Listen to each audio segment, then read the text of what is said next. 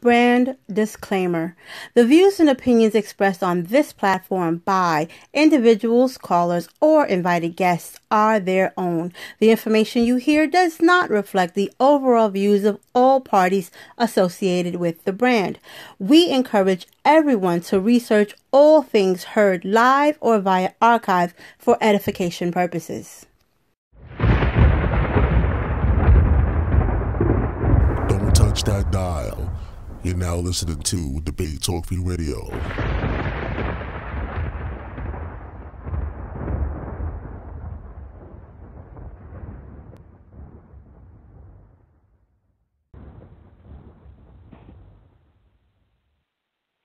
Shalom, shalom. All honor and praise to the true and living power, the Holy One of Yisrael. This is Mayana Hasofaret, and you are tuning into Under the Palm Hebrew Women Speak. It's been a minute, but we're glad to be back on the air. We are excited to talk to all of you again. We have a great show lined up for you. I want to start off by giving a couple of community announcements before I bring in our special guests and our home panel. Just to let you know, there's a lot of really exciting things happening in the Israelite community here in New York City. So if you're in the New York City area or can get to the New York City area, we have wonderful things for the Israelite community. On Sunday, February 10th, there is a family bowling happening here in Queens, sponsored by the ICVC, that's the Israelite Community Vision Council, and towards the end of the month, with lots of things in the middle, but towards the end of the month on February 24th, as you know, February is considered secularly as the so-called Black History Month, and Beit Shalom is having an awards ceremony, an Israelite awards ceremony, recognizing our people. They will also be showing a play that was filmed strictly by our people. It's called Yehudith. Again, there's several things happening in the middle. If you're curious about what's going on the community calendar, feel free to either contact me directly or go to the Hanashim public page and like to stay updated.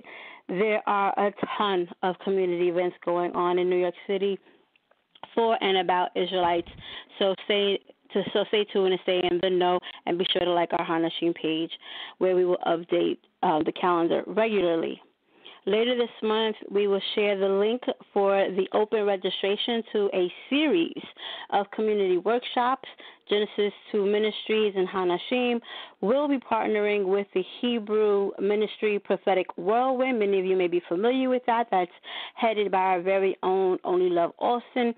And we will be connecting with a Harlem-based not-for-profit called Connect Inc., which will be helping us to bring several services free of charge for our people. What's great about this training is that we will be bringing tools customized to the culture, challenges, and experiences specific to the Israelite community with regard to partner and domestic violence. We'll be looking at the different ways that they present themselves and different ways that we engage this particular tragedy in our community.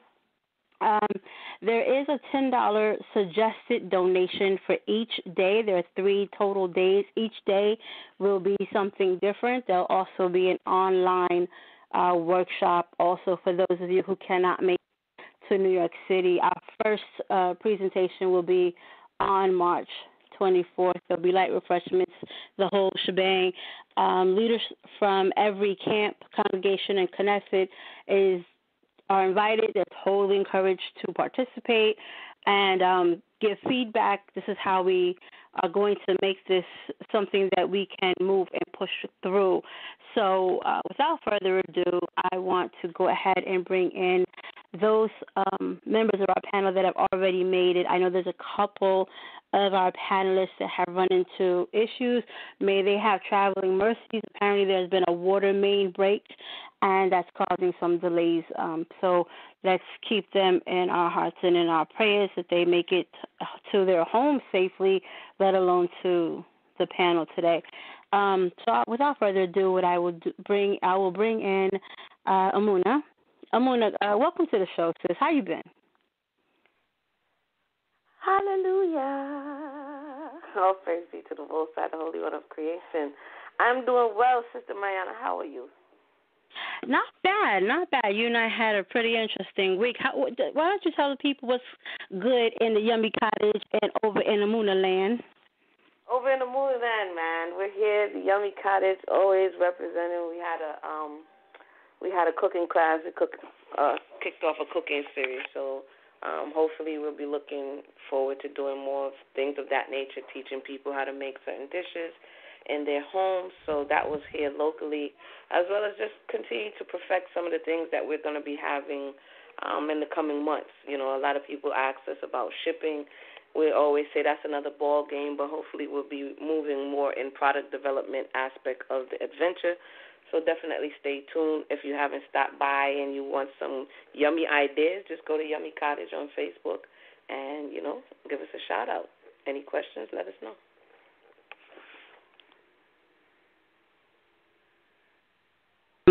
Your book, you were recently reading from your book, Island Love. How many books do you have in the canon these days? That's what I'm over here. I'm like, ooh, you know, I got an itch to release the follow-up to Island Love, but definitely, I forgot. I have some in my brain. There's some written down, and there's some that's published. So the ones that are published, I think it's like 4 or 5, thereabouts, something like that. But I have one, hopefully, that's the follow-up to Island Love, which is Island Twist. So I did read it for the listening audience. So if you want to check it out, it's all cataloged on YouTube. So if you go to Solonomics on YouTube, start at video 1, and if you can, just do me a little small favor. When you're done, go on over to Amazon and leave a review. Amazing.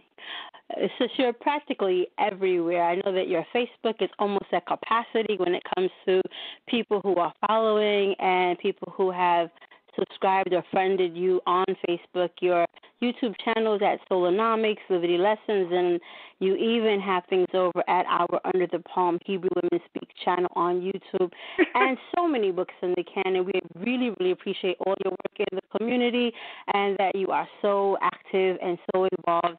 And thank you so much for joining us again as we return to the air. Thank you so much for having me. I'm told that EMUNAH is now in the building. All praise. What's up, Emma? Were you on the road? Did you see any water main break? No. Where is it at? Where's the water main break at? Wherever Nefshi is. Sister Nefshi was saying that. She's in Lower Manhattan. I'm in the Bronx. Don't forget. Okay, I didn't know. You travel all over the city, Emma. Let's be fair to me. You're never in one place and always wherever we need you. As we speak, I'm driving. Don't tell me I don't know my Emma. All right. How's it going, Emma? Anything you want to share with the people? Oh, just that the Most High is gracious and He's wonderful and He's awesome. And if we just trust Him, things will go very, very well with us. I'm telling you. My granddaughter was very, very sick. She had pneumonia in both lungs, and through the prayers of the family and Hanashim, my daughters at Hanashim, and everybody else who they must have contacted, I know that's what brought her through this. So I just have to say, for anybody who's listening, Toda Rabbah, the Most High bless you 1,000-fold for your concern and your love, and they really have helped to sustain this family, I'm telling you. So I just thank you for that. I would ask you, too, also to keep your prayers going for Cohen Pickers. He's our brother, our beloved brother, and he's very, very ill, and he needs our prayers, definitely. So just would ask you to do that. And I think Carla's mother, well, that's more like a Hadashim issue, but it is an Israelite issue, so I'm putting it to you anyway. And I'm sorry, I didn't make some of the affairs that were going on this weekend, and I probably will not be at the New Moon celebration tonight. Well, tomorrow night, I think it is, isn't it? I think it's going on right now at Shema. So for our family that's... I remember that. Yahisha sent me the thing, and I was already out. I went to pick my granddaughter up early it because the doctor advised that she takes it a little easy and whatnot. So that's part of my thing. See her up, you know, and every morning I'm up at my eldest son's apartment because they have repairs to do up there. You know, interesting. I just want to put this little parenthetical note in there. The young man who's the superintendent, he's young. His name is Joel. And we were talking a little bit like that. And I said, do you know what your name means? He said, well, I know it's in the Bible. I said, it means God is God. I said, but, you know, what of a better, it means God is God. Or, you know, I said, and I explained to him about the Hebrew breakdown, about the Yo and the L, you know. And he said, really? He said, wow. Yeah. I said, yeah. And I was explaining to him about an Israelite. He said, well, my parents must have known. I said, I don't know whether they knew or not. I said, but they certainly gave you a beautiful name. And you should have seen him. He was smiling. He was just grinning. And he's telling me about bringing up the new refrigerator and all the rest of that good stuff. And I'm saying, wow. Oh, praise it. So what I did praise it. That just goes to show that our influences are not necessarily in these public spaces or in these grand spaces, but in our day-to-day interactions. And so, hallelujah, may the name of the Most High be praised. And what I did is I sent him. I looked in Wikipedia or someplace and found the definition for his name. It said exactly what I said, and I sent it to him in a text message. And he sent me back a response saying, "Thank you so much." He said, "God is God," you know. And he said, "Wow, yeah." And I said, "What?" I said, "All righty," you know. Hallelujah, hallelujah, hallelujah. Call Yahweh, call upon God. I'm telling you, beautiful, hallelujah. Beautiful. That's the voice of EMUNAH. She's our resident elder both here at Under the Palm and at Hanashim. We'll be hearing a lot from her as the program continues this evening. Right now we have Shika Atiba. She was with us last season, and so we have her back now, and we welcome you to the conversation, Shika. Well, what's going on with you? Yeah. Is she here in the United States? I know she's traveled over. Shika Tiba is a sister. She's our sister from. She's here. She's here. Shika, you on the line? Yeah, I'm here. Go ahead and greet the people. Shalom. Happy that we're back. Happy that Sal's better and we're able to get our voices out there again. I know recently it's been said that we have not been out there, and we had to defend that and give people information about that. And I hope that any sister who's out there, who's listening, who's not receiving the teachings about the women in the Bible, or is in, circumstances that they feel that they can't get out of, are listening and tuning in to the sisters. That's right, Kane. Right, we have been seeing quite a bit of pushback from people who don't seem to be familiar with all of the work that we sisters or others have been putting in as it relates to these conversations about abuse, like the one we're going to have today, or about the positive representations of women throughout the scriptures. And it's really kind of interesting to see how, by being led in their own unknowing, I don't want to call it anything else, but in their own unknowing, that being so steeped in that they are willing to forward all of these poorly informed positions about what is or is not being done in the community by the people who are doing the work. So Shika will bring you back into the conversation. We can look at more instances of those. I do know what conversation you're talking about. I'm really sorry to hear about some of the madness that you are experiencing personally.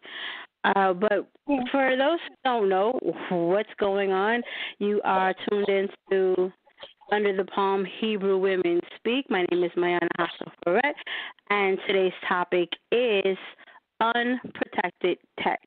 Now, I'll say that again because you might have heard it wrong. It's unprotected text not that other thing. And the question is, does abuse of scriptures lead to abuse in the community? Now, when we talk about abuse, it could be several things, but one of the things we want to look at, just to kind of kick it off, is from the trenches, there was a meme, and we're all in this kind of era of the meme. And the meme reads as follows: they didn't steal slaves. They stole scientists, doctors, architects, astronomers, teachers, entrepreneurs, fathers, mothers, sons, daughters, etc., and made them slaves. Now, the reason that you may wonder, why am I sharing that with you, other than the fact that it's extremely poignant, we love that they're saying these things, is that it's proof that the one that controls the narrative can push a particular agenda, that they can have us believing that we were here as slaves, that we have always been slaves, that we have come from a beginning of slaves, and we use certain language that corresponds with that agenda. But this particular meme, in this very concise way of writing, it's reminding us that people were taken from the continent, people that were operating in very important, very industrious, very intelligent spaces, and they were reduced when they came here. Their humanity was taken from them. And because people who had the ability to craft a narrative did so, they were able to instill in a people something that isn't true about themselves and divorce them from their realities, divorce them from their greatness. And every once in a while, the truth has to be excavated and reintroduced. And so that is an example of what happens when the truth is abused and represented and reimagined and repackaged. And when those kinds of things happen, there is an abuse that is wielded against the community. A community that becomes disheartened because the information is wrong. And so that's an example of one of the ways that an abuse of text can lead to the abuse of a people. And so as Israelites, one of the more protected spaces should be our sacred text. It should be the Torah. It should be all of the texts that speak about and record the lived experiences of Yah's people. And when that text is not protected, when that text is not understood as sacred and it is not properly revered, then the people suffer. And so we're going to explore the ways that can happen. It has happened. It will continue to happen, and throughout the time that we have together this evening. So I'm going to just to begin with that quote. I know that you have done a lot of work in the area of slave narratives. You are on record, both published and on video, and in numerous articles about slavery and the need to be healed from certain traumas, the long-reaching effects of the narratives, both true and untrue. So what are your thoughts about what was said in the meme and some of the things that I'm saying about how when narratives are crafted in a particular way, there are necessary consequences? All righty.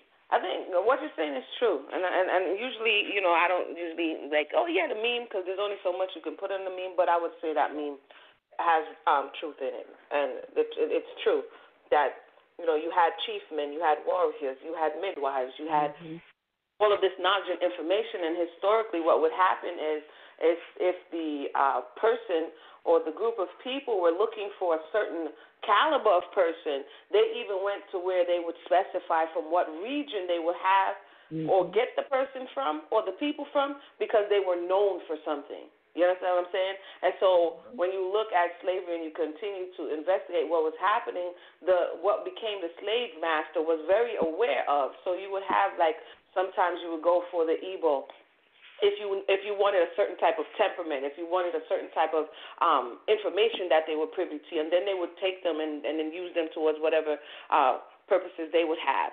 If you wanted field hands, then you had this conversation about the Mandinka or the Guinea man. This is a certain region of people a certain body type that's known for something. You know what I mean? And so they were very aware of who we were and what we were capable of, and I think it got lost along the way. That they never forgot who we were, but we did. You know what I mean? And so that is that remembrance that we're coming to, that we were not slaves. Because in order to keep you in that space, then it had to be told to you in this abusive relationship that you are a slave and you're nothing more than a slave. You know what I mean? And so that's on the melanated side. This is something that we have to come and to terms with and realize, because I don't think that they ever really forgot. King, that was the voice of EMUNAH Yisrael weighing in from her position of research and expertise. So after that, Sheikah, what are your thoughts about what that meme is saying, and what are your thoughts about this idea of unprotected text?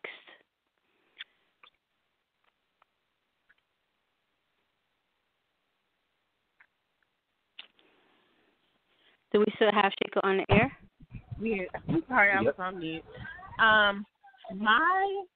My take on it is, being in the education realm, is that we have people who want to have the narrative, but they start at slavery and they don't know, the rich history and culture that we have. And I posted on my page, it was like, hey, it is Black history, not African American history. And it was like, well, it's just in the United States. It's actually in 6 different cultures, and it talks about the rich history that we have, and not just in America but everywhere. Think that when you exclude people from curriculum, specifically in school, and this is the latest fight that I've had, you make people feel less important. The education system is still producing the same racists it did in 1965, because when you teach people that they were the only ones to contribute to society, of course they're going to feel superior.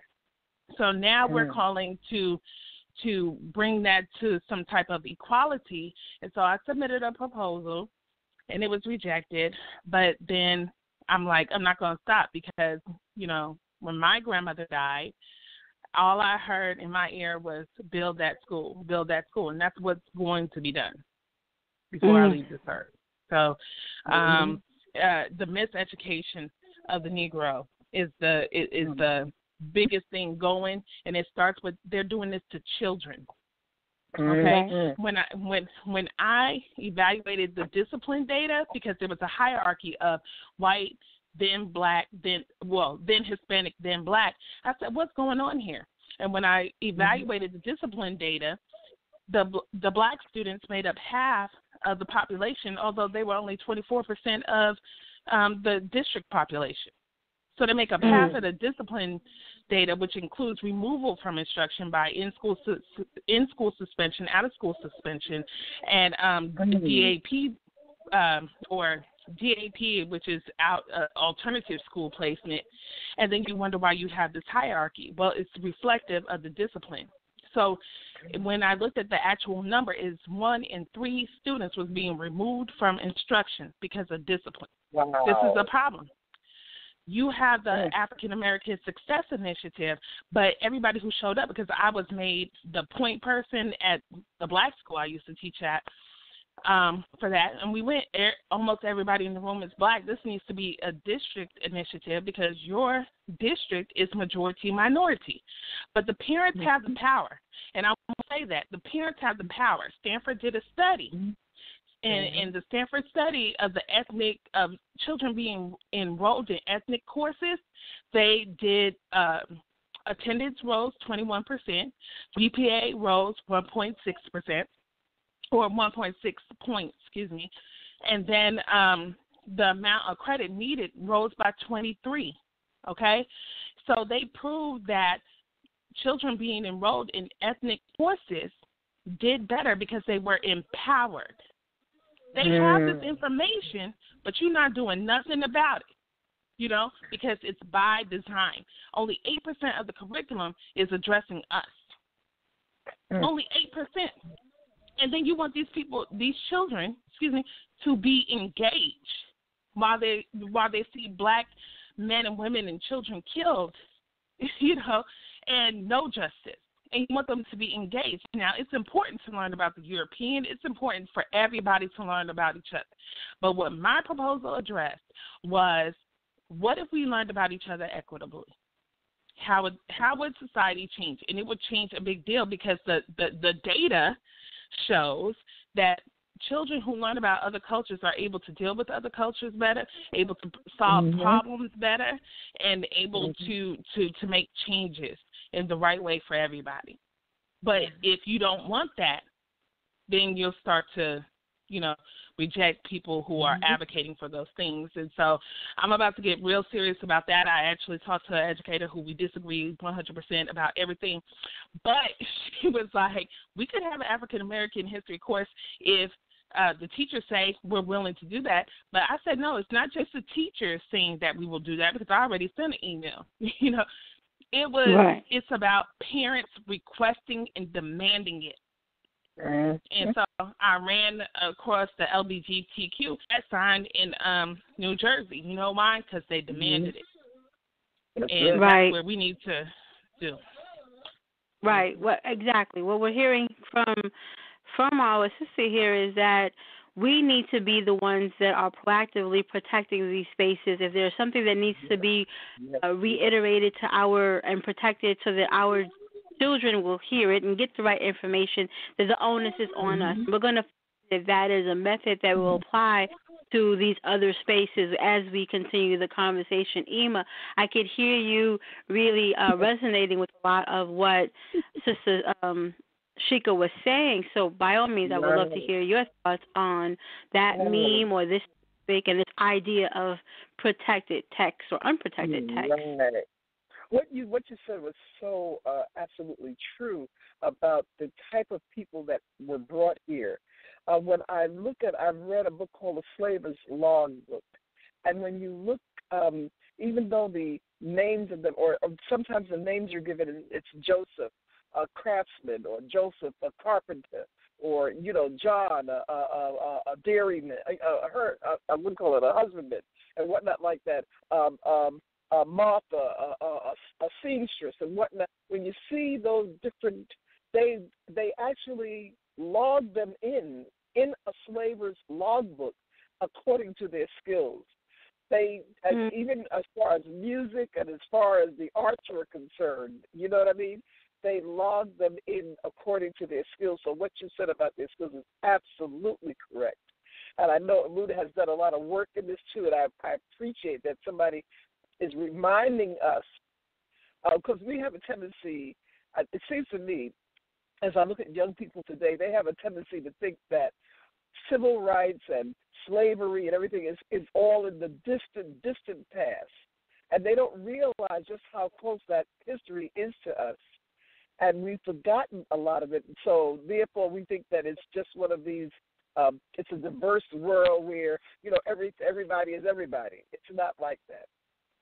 When I heard Sister Sheikah speaking about the education, it just resonated so much with me, because I'm actually on my granddaughter's parents board, and that's one of the themes that we have been emphasizing. Our main goal is parental engagement. We're trying to get parents engaged so that we can demand certain things, and you're absolutely correct about that, Sheikah. I mean, she works in the field, so she knows. But I'm telling you, I'm confirming that she's correct about that, because what she speaks about is absolutely true. We have been able to enact certain changes because parents were engaged. Parents they demanded certain things. So I'm just so happy to hear that we have young people who are engaged in that and who are active in that, because it's something that is sorely needed. Okay. Sort of weighing in on that. Is there anyone that wants to say a little bit more about this before we move on to the other portion of the need to protect the text and the ways that it can present itself in the areas of abuse in our community? I just wanted to add a note that one of the reasons throughout the public school system that Jewish people were able to set up a school that taught Hebrew and had Hebrew as its emphasis is because of their demands. You see what I'm saying? Mm-hmm. So, we know that parental engagement is very important. Absolutely. Absolutely. Parental involvement, the involvement of everyone that is in the position to push forward positive information and protect positive information have an obligation to do so. So that this kind of incorrect text, this kind of incorrect narrative is not the only voice on the floor. And so as Israelites, we also have that kind of obligation to our own sacred text as well. We're talking right now about general and mainstream history, the idea of of our shared historical experiences here in this country and in the Caribbean and other places during the slave trades, because there was more than one trade, and that should be understood and emphasized as well. We know about the one that came to the Americas and the Caribbean, but there were a number of tradings happening with brown bodies being taken from the continent and elsewhere and enslaved in these ways, and then having our history repackaged and sold to us in a way that made us believe, or attempted to make us believe, that we were less than, and to deny us our dignity and humanity. Sometimes a similar tactic is employed to deactivate the feminine principle in our culture.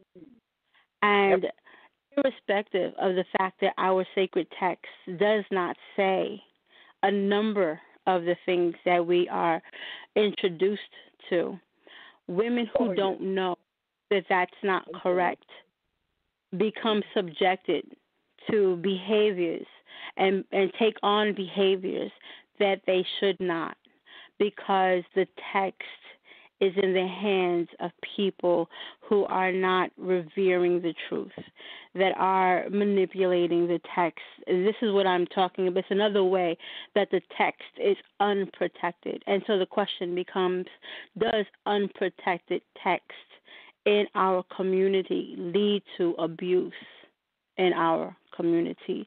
And so I'll open the floor to everyone on the panel, anyone that feels led to speak on that first. I won't call any names. I know that we all know the rule of one mic and are able to respect each other's spaces. I like the opportunity to model that, this idea of we respect each other's spaces. We know when to go into the background and let other people speak. So I'm not going to call any names for this round. The topic on the floor is unprotected text, specifically as it relates to our community, and some of the ways that it can put our women and girls and our children and even our brothers, we'll talk about it in all these different ways, but how not protecting the sanctity of the text can lead to abuse in our community. Anyone who feels like to speak can speak now.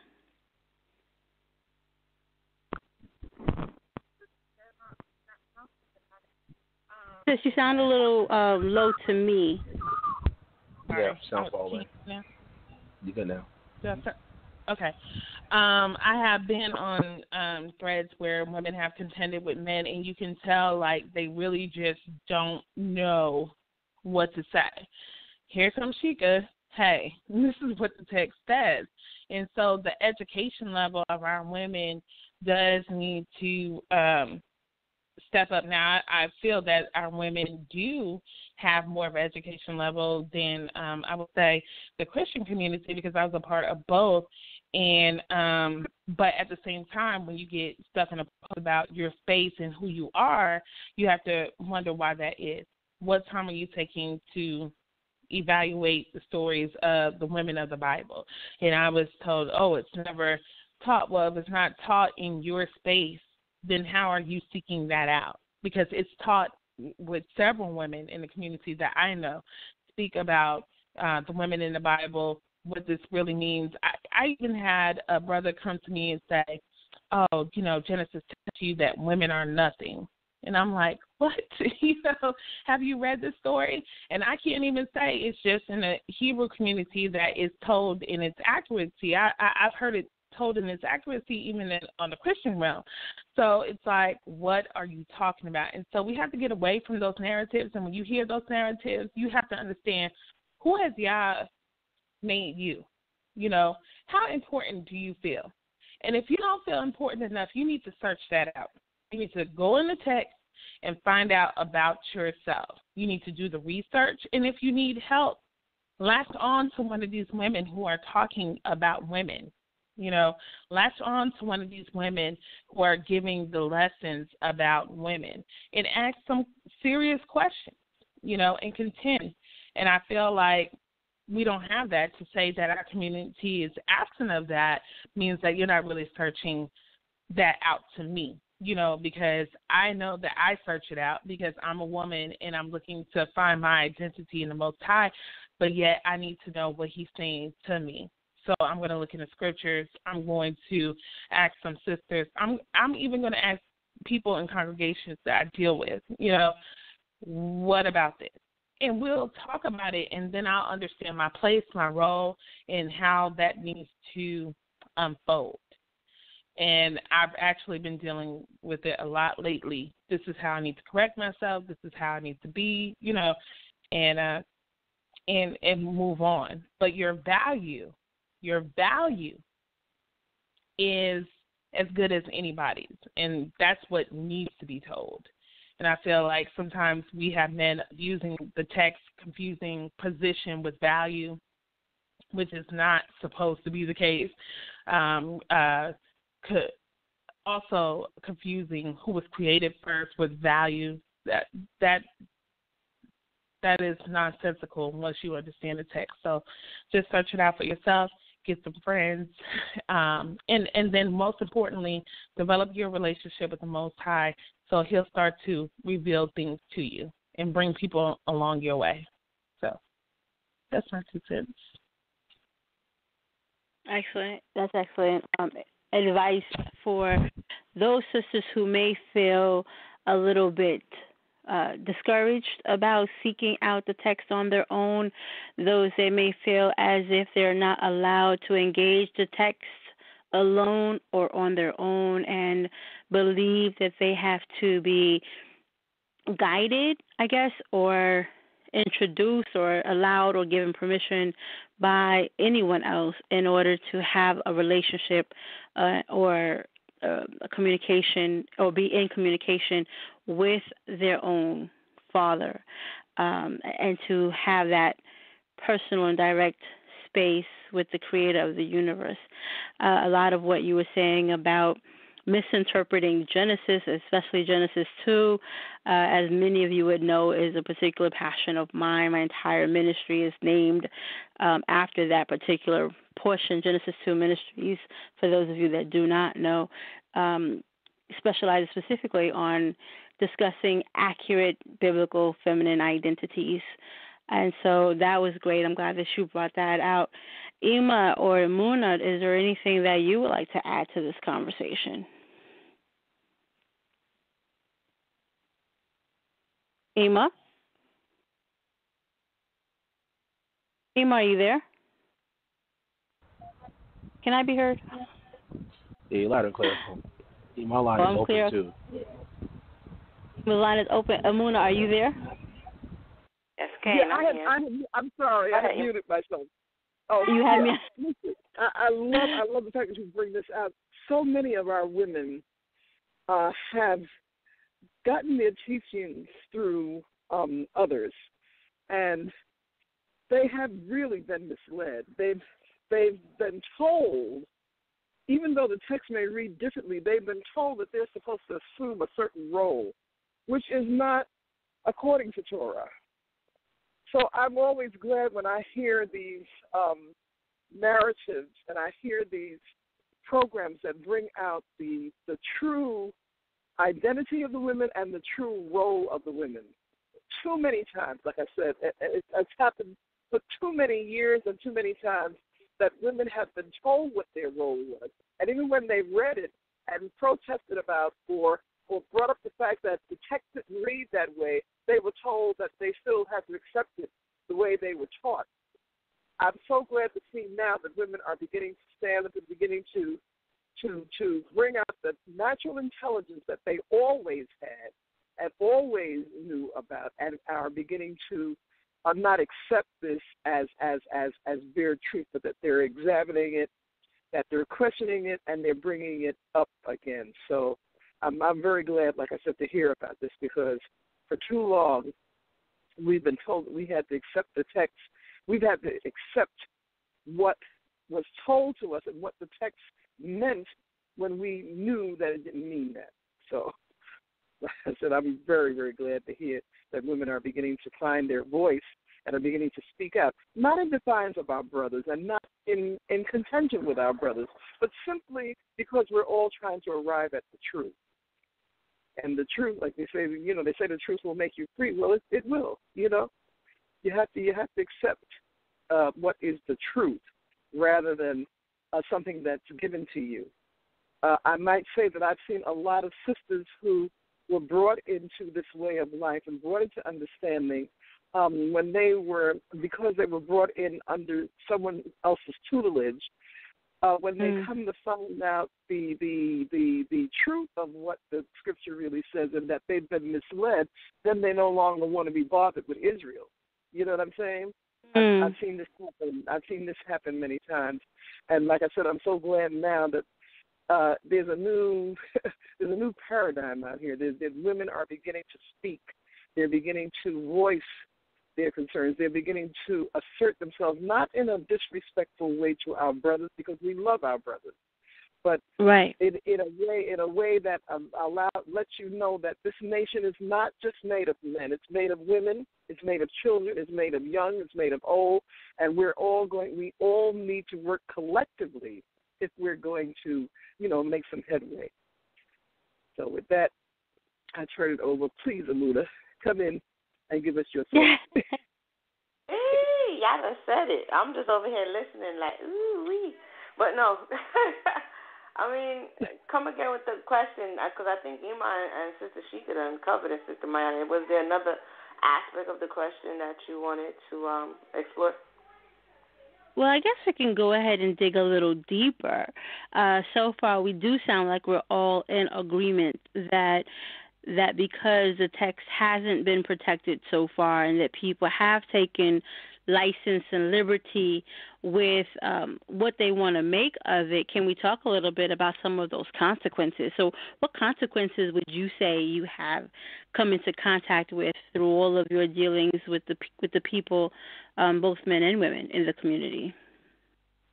Essentially, it's the fallout.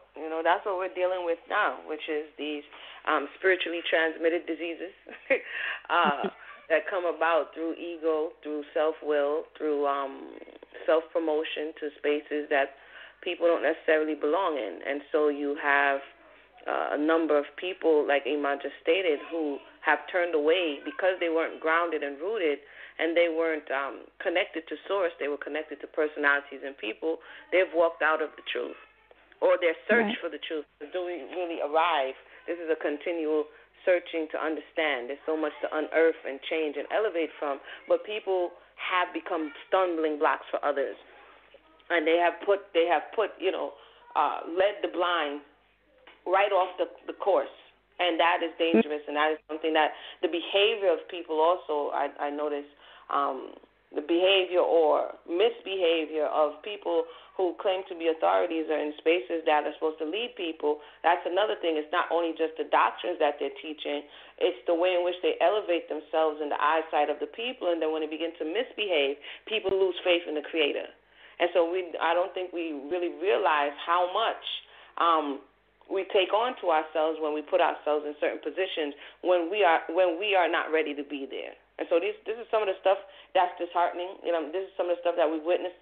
And, contrary to popular belief, this is why these discussions, because if you have erroneous teachings that are circulating, you have to not only just layer what you're saying on top of it. You have to excavate the falsehood. You know what I'm saying? Like you got to dig it up, and how do you get it out? You have to have spaces where people can discuss and have discourse, because each thing is connected to another thought. Well, I thought this. Well, I thought that. Okay, let's have a discussion. And, contrary to popular belief, some may think that's not teaching, but ask your children or your high schoolers how much they have learned through discussion. But I was interested. Yeah, you at the lunch table, and somebody just taught your child how to be a skank, or taught your young son how to be a whoremonger through discourse. So conversation, don't underestimate the power of discussion. Wow, that was the voice of EMUNAH Yesiah, opening up the conversation and allowing us to think about things in broader context, and asking us to really consider what the consequences are of having no reverence for the truth of what the scriptures say.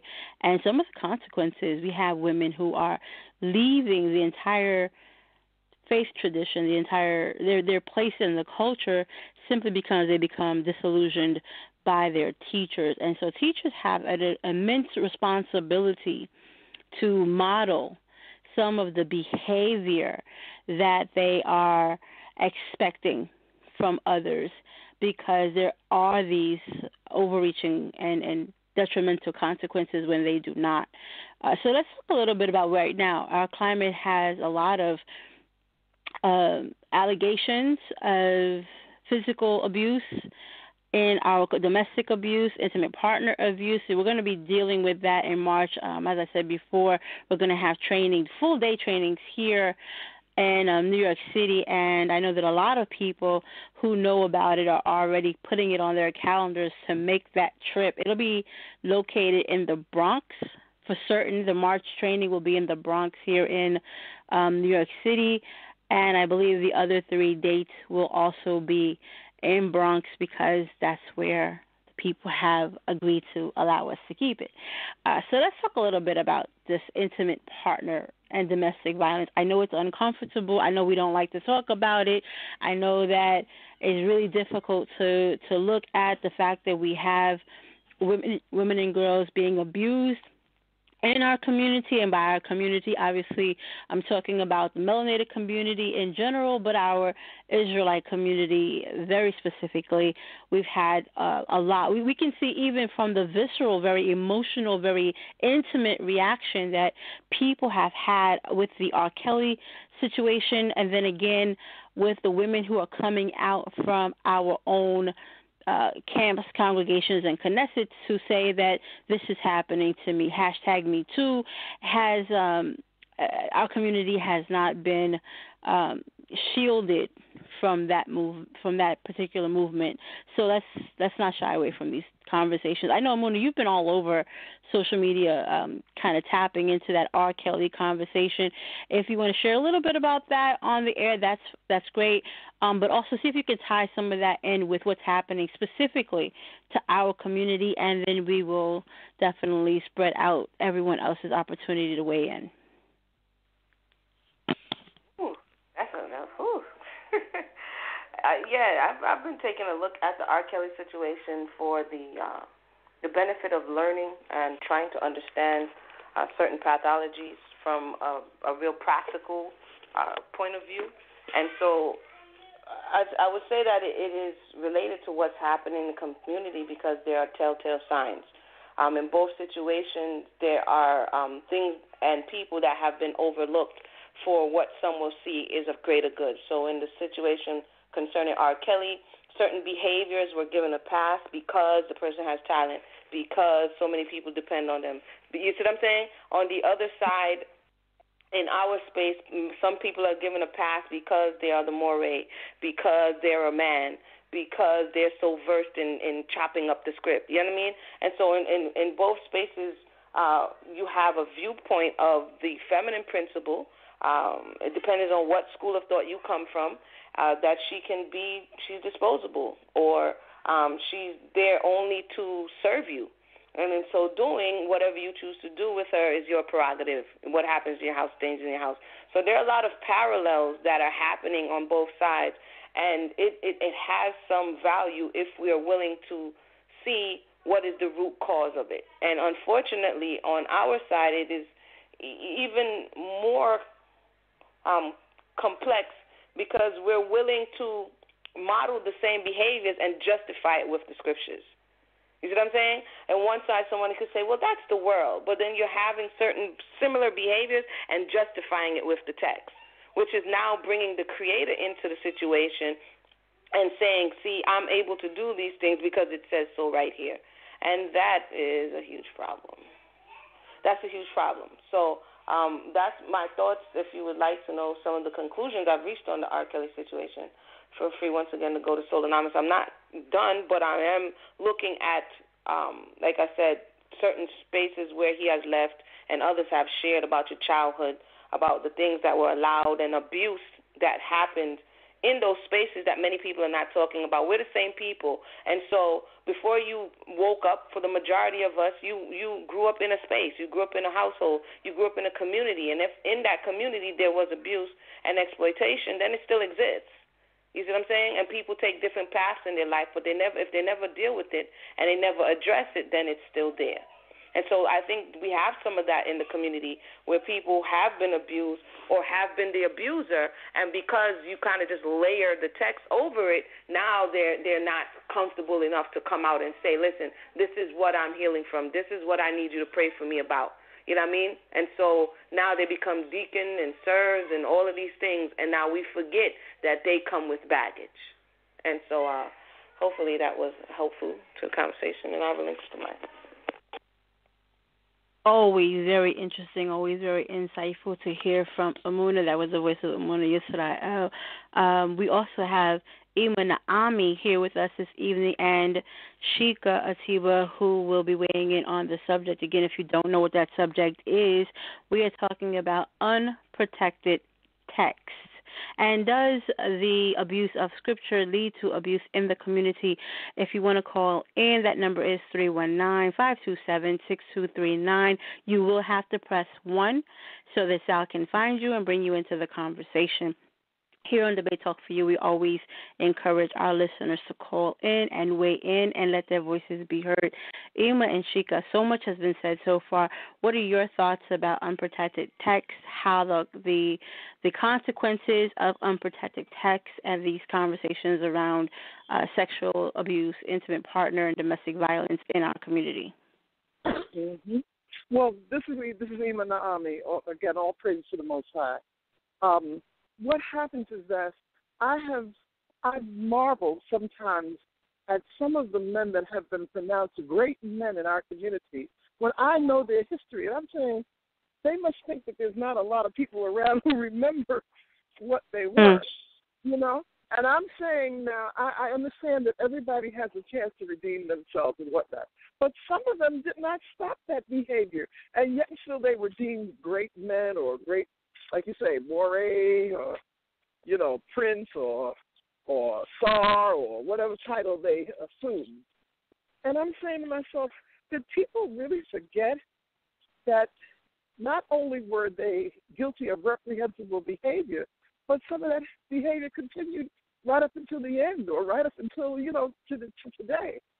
So I again, and I've seen some of these people get up and lead people in discussion about what is supposed to be righteous, and they were not doing righteously themselves. They were, the women in their lives were suffering terribly at their hands, but it was accepted, like you say, just like it is in the entertainment world and about R. Kelly. Certain types of behaviors were overlooked because they were great men. They were leaders. They were whatever, mores, you know, whatever they were. And I'm not saying that this applies to all of them. I'm saying that I've witnessed in my many years of being in Israel, I've witnessed this kind of behavior and watched it being overlooked. You know, I've seen some men in congregations who were truly predators and should have been stopped. And when some of us who were brave enough to speak out about it, we were told that, well, you know, the scriptures allow for a man to do this, blah, blah, blah, blah, blah. And we kept saying, no, you know, and they still were allowed to do it. So what we would do sometimes is that we would just leave those places because they were so, you know, because we did not agree with them. And when you have a situation like that, when you have certain people in leadership and you don't agree, you know, you run into constant contention or you have to leave. I have seen this throughout my lifetime among Israel. And I think that if we're truly going to heal, I keep going back to EMUNAH's Take Time to Heal.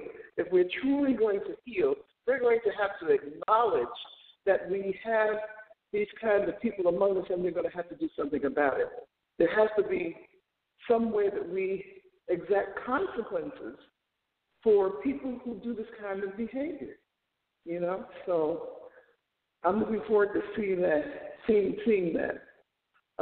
these people who feel that they can come into an Israelite congregation or an Israelite setting or an Israelite camp or whatever be the case, and the philosophy of that camp is that it's all right to mistreat women, it's all right to do this, it's all right to be a man in the space of a predator to young, very young women who don't know any better, who are trying to learn this way of life, and through your method of bringing her into the Lord, you're also seducing her at the same time. You know what I'm saying?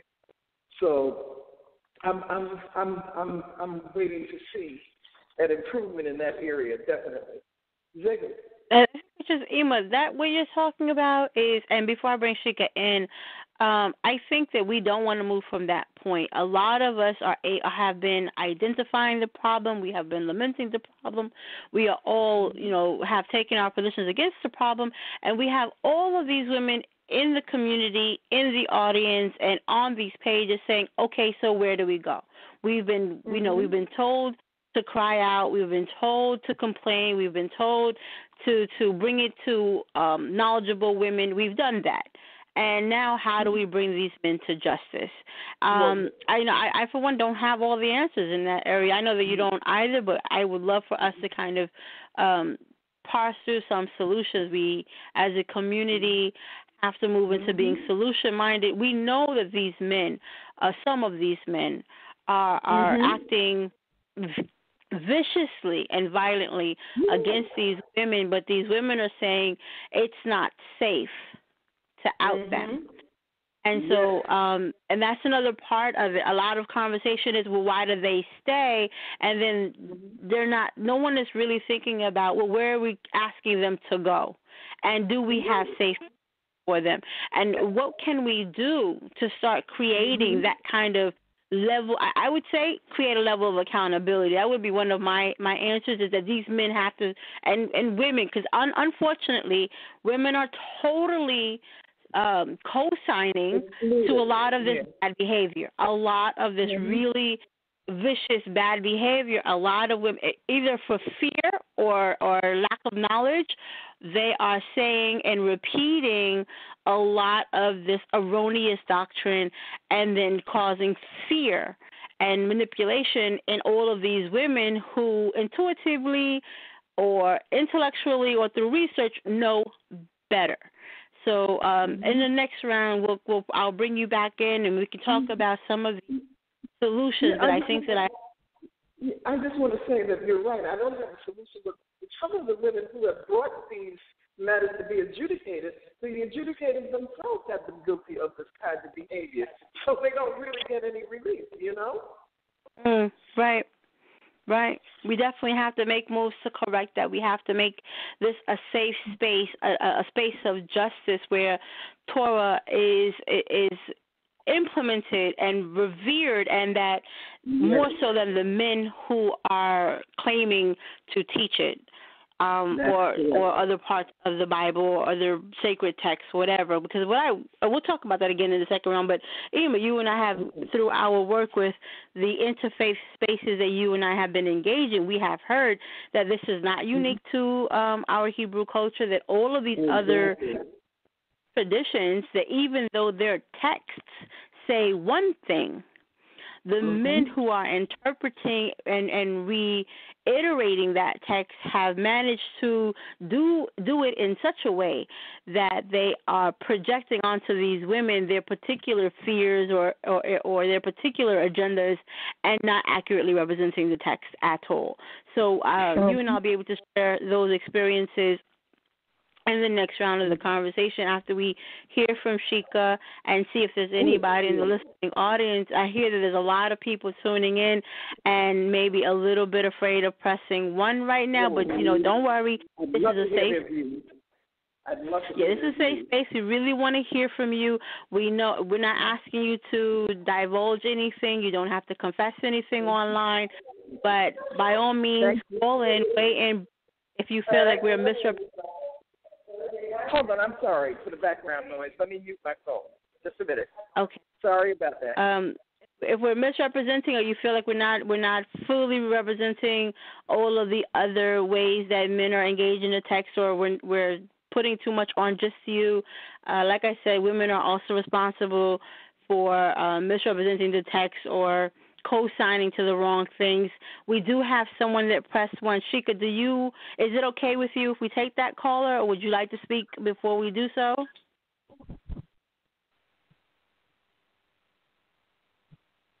Sheikah, are you there?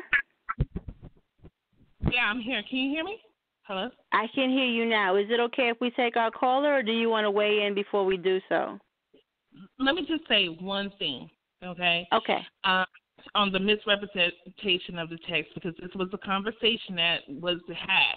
And it was like, well, if she dressed like that or she looked like that, she's not being modest. So whatever happens to her, happens to her. But I asked, if you're a man of Yah, just because you see a woman dressed like that, you decide it's a good day to be a rapist? Or do you exhibit self-control? Do you minister to that sister and say, hey, you need to cover up, there's some males around who would try to take advantage of you and start you. So we, I'm all for women. I think it's great, that women are starting to become educated and speak for themselves. But at the same time, males have to be accountable for their self, their body, and what they're doing. Okay? You cannot put that off on a female. Well, she's dressed a certain way, so it was a good day to be a rapist. No. You have to say, I'm a man of Yah, and no woman is going to turn me from the path that I'm on. Same way we want women to do. So that's all I wanted to say. We're going to definitely stick a pin in that because I do not want that to fall off of the conversation trail. We definitely need to go back and look at that some more. Caller, did you hear what Sheikah had to say? Do you want to comment on what Sheikah said, or go ahead and add to the conversation? Caller, you're on the air.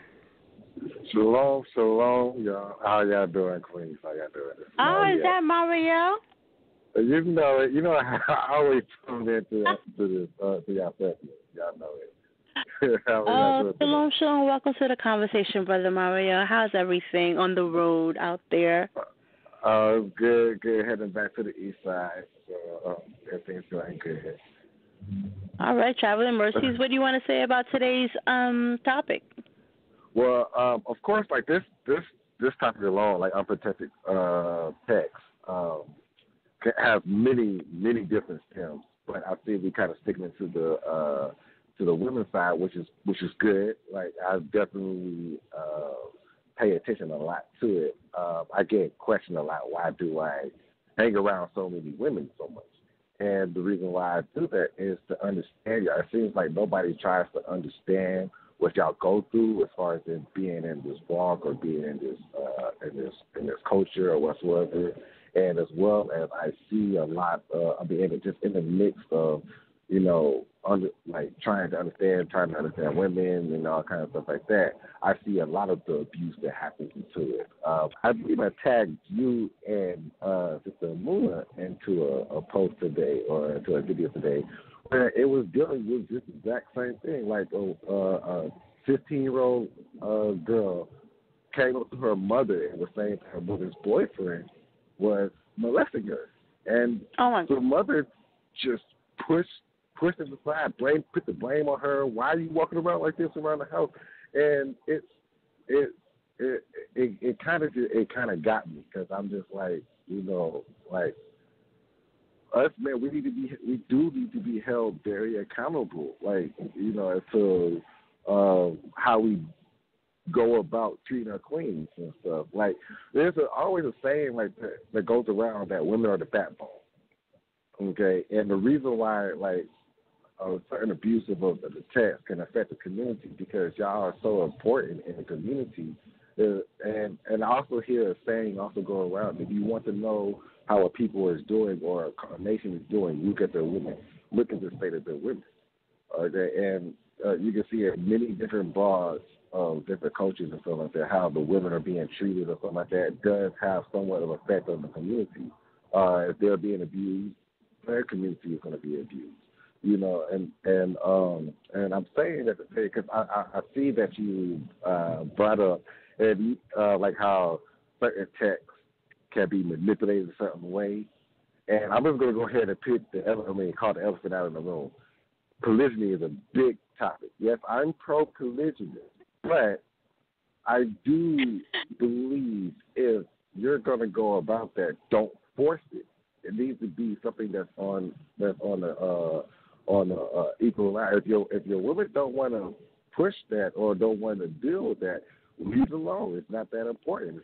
It's not law. It's not scripture or anything like that. But I see a lot of men actually posting out like Isaiah 4:1, which has nothing to do with it. But pushing that, saying, "Oh, I'm able to have more wife, so respect that." And the more I see that women are actually walking away from the walk. And the more women are walking away from the walk, that affects the community. You need women in the community and stuff like that. And you also have certain text that says, "Oh, women are not supposed to teach." And I'm doing air quotes. Women are not supposed to teach. That says women are not supposed to be in a certain authority over men. But it doesn't say anything about a woman. You have Deborah that judged Israel. All of Israel came in and had to be judged by Deborah. And without if that text or that certain doctrine has been pushed, Israel would have failed. Y'all are so important into the community. Us men, we need to sit back and we need to see how we are treating our women. I took it personally to actually just gather women and then just tell them the truth, tell them how it is, tell them, oh no, he's not supposed to be doing that. Yeah, no, I'm pro-polygyny. Oh, is he coming to you saying all this? Oh, no, don't do it. Don't do it because he's about his ego. And that's a big thing that us men play on pride and ego. We have to feel prideful. We have to have our ego stroked. And I just pretty much wanted to get at we have to saying we have to be accountable for ourselves. We have to definitely be put ourselves in certain accountability. I've dealt with a moray once when I first came into the world, and I brought three women with me to show them the truth, to bring them into the walk and stuff like that. And he hit on all three of them, and all three of them are now currently no longer Hebrew, all because of that one moment. That one moment, and I was just so mad. And I'm telling the congregation, he chased these women away because he's trying to push polygyny. He's trying to push this. He's trying to push that. And he still teaches to this day. I had to leave the congregation myself just because of that. And it saddens me that y'all, though y'all supposed to have this such a high standard, like we was created, even going back to Genesis, we was created at the same time, male and female. So there is no higher or lower standards. There's certain roles that need to be played, but it's not a superiority role. It's just certain roles that y'all deal with this, we deal with this, and then when we both play off a certain role, it creates a certain balance between us where the community can flourish. And I just wanted to put that onto that or make that, speak my mind about that. So that's all I'll do, speak my mind about that. No, thank you so much for calling in. And I don't know, Mario, you're pretty much trying to do the whole show for me. You hit up on so many important points, and I thank you for all of them. I noted three of the more salient talking points that you mentioned, and I'll have the panel weigh in on those three. But you did mention that so far we're concentrating a lot on the women's experience, and Sal lets me know that we have quite a bit of time on the air today. So I would like for you to tell us a little bit about maybe some of the other ways that unprotected text can lead to abuse in the community. Are you saying that there are ways in which this affects the men? By all means, share that with the people. A way it can affect the men is, for instance, like another way, it goes back to the Moray. I know we did, and I was also on one of the panels last year about the wolves, or the leader. I can't remember the title. Forgive me, I can't remember the title, but I remember we were dealing with the leaders and how they affect the congregation. It can lead the congregation astray. People push a certain doctrines. If you don't believe a certain doctrine, then you got to get out. But we should allow all forms or I would say all colors of the rainbow to come in. There's certain lanes that people know about to speak about, and it shouldn't be just set onto one specific person. I know another way of pushing it, and I'm seeing this being pushed a lot. Don't want to name any congregation or anything out, but I see a lot of this being pushing out that, dealing with how we handle the Gentiles or how we handle people from the stranger or whatsoever. The Most High built Israel as a confederate. He didn't just take Jacob and his sons and build it. We have to remember that when Abraham came, he left it, he set up this. Or when we came out of Egypt, or when we came out of Babylon, when we came out of Syria, all that stuff, we brought people with us. But the whole idea is that we're trying to play on this whole kind of pro-black thing, and we don't allow anybody else to come into the midst and learn about the Creator and everything like that. That weakens us as a community as well, because we need to be able to set up certain trades or certain understandings or certain other cultural aspects that we can apply to our lives and stuff like that. But when we sit here and we talk about, the white man did this, or Esau was dead, or the Arabs and all that kind of stuff like that, we cut off ourselves from the world as well. Yeah, it's good to be set apart from different nations, but at the same time, these nations need to be able to come to us and stuff like that. During the time of Solomon is a perfect time where a lot of nations flock to him just to understand the Most High. But if we're cutting off people, then we defeat that whole purpose of the whole world coming to the Creator. We cut off the Creator from the whole world, or the knowledge of the Creator from the whole world. And there's different texts and stuff like that people play along with that, saying that they're going to go back into slavery and we're going to go into slavery. How are we going to treat them if we quote unquote go back into take these foreigners or whatsoever into slavery? How are we going to treat them? Because there's laws and statutes and regulations of how we treat our slaves. A slave in Israel back in those days wanted to be a slave. There's even a law: if a slave runs away, you kill the master. Why? Because obviously this master is not treating the slave correctly. They wanted to be a slave because there's certain rewards behind it. I'm not even going to say the word slave. I'm going to say the word servant. They wanted to be a servant. But if we're we definitely will find time to kind of parse out some of the differences in how these ideas get reimagined or discussed, and whether or not there's room for other people to weigh in. And we might not be able to do it on this show or in this segment because it's not that topic right now. But I really appreciate that you brought all of that in, and maybe we can table that for another show. You're always welcomed, especially on Debate Talk for you, and definitely hit up Sal or hit up EMUNAH or myself, and we can see if we can get maybe a peer review on some of the ways that the doctrines about Gentiles are being discussed in these spaces. That affects not just the men, but the women as well. So I think that's a great topic. I want to go ahead and get some of the thoughts from the panel, so by all means stay tuned and press 1 again if you want to weigh in, because you're always welcomed, Mario. Thanks. Tell that, too. No problem, no problem. So, panel, hey, ladies. Okay, so we listened to Mario for quite a bit. He gave us a lot to think about. One of the things that he mentioned was that I think this is important. I think that even EMUNAH had touched on it when we were looking at the R. Kelly. Or maybe it was a conversation behind the scenes that I had with EMUNAH about the role that the mother plays.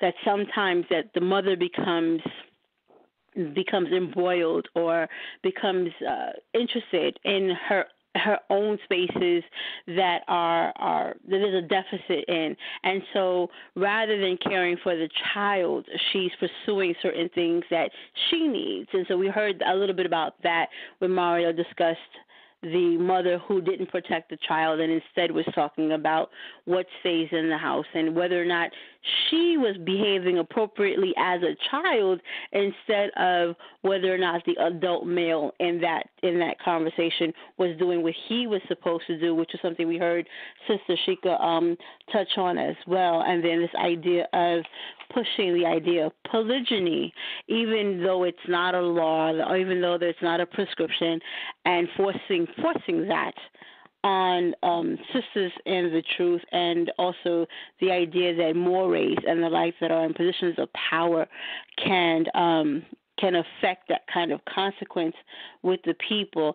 He also mentioned it is the ego, it's not the ego. We've had that conversation on Debate Talk for You as well. Got a couple of confessions about whether or not certain expectations are a matter of ego or if it's a matter of properly observing the culture.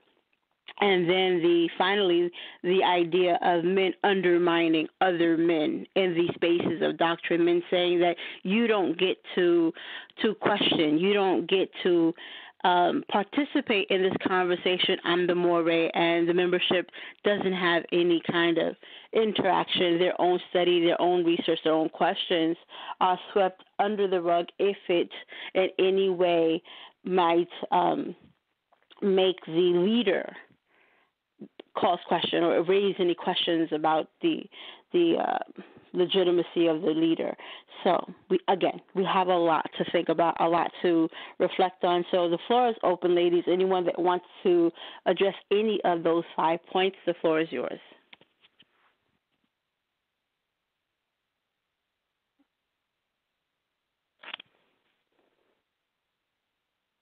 Shall I call names?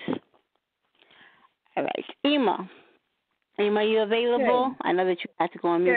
So, Ema, you heard a lot from Brother Mario. He made a lot of really interesting, really good points about the effects of polygyny, the effects of the mother that's more concerned about the relationship than the child, the more who is more interested in protecting his authority and using or misusing that authority to ward off the sisters who were at one point strong in the truth. And again, this idea of ego, it's not the ego, and men undermining one another when doctrine isn't the same. What are your thoughts?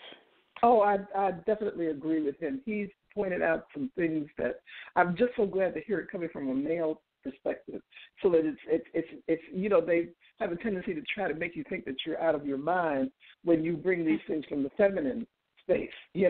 When you hear it from a male space, they're seeing the same things because you try to look through the lens of righteousness and what is right and what is just, rather than whether it's feminine or whether it's masculine. And certainly he has hit on some points that are just they're just so important in our community. As he talked about, when you hear certain things being promoted because it is the leader or it's that kind of thing, and when you have I forget now, refresh my memory. We were talking about the first thing that you said.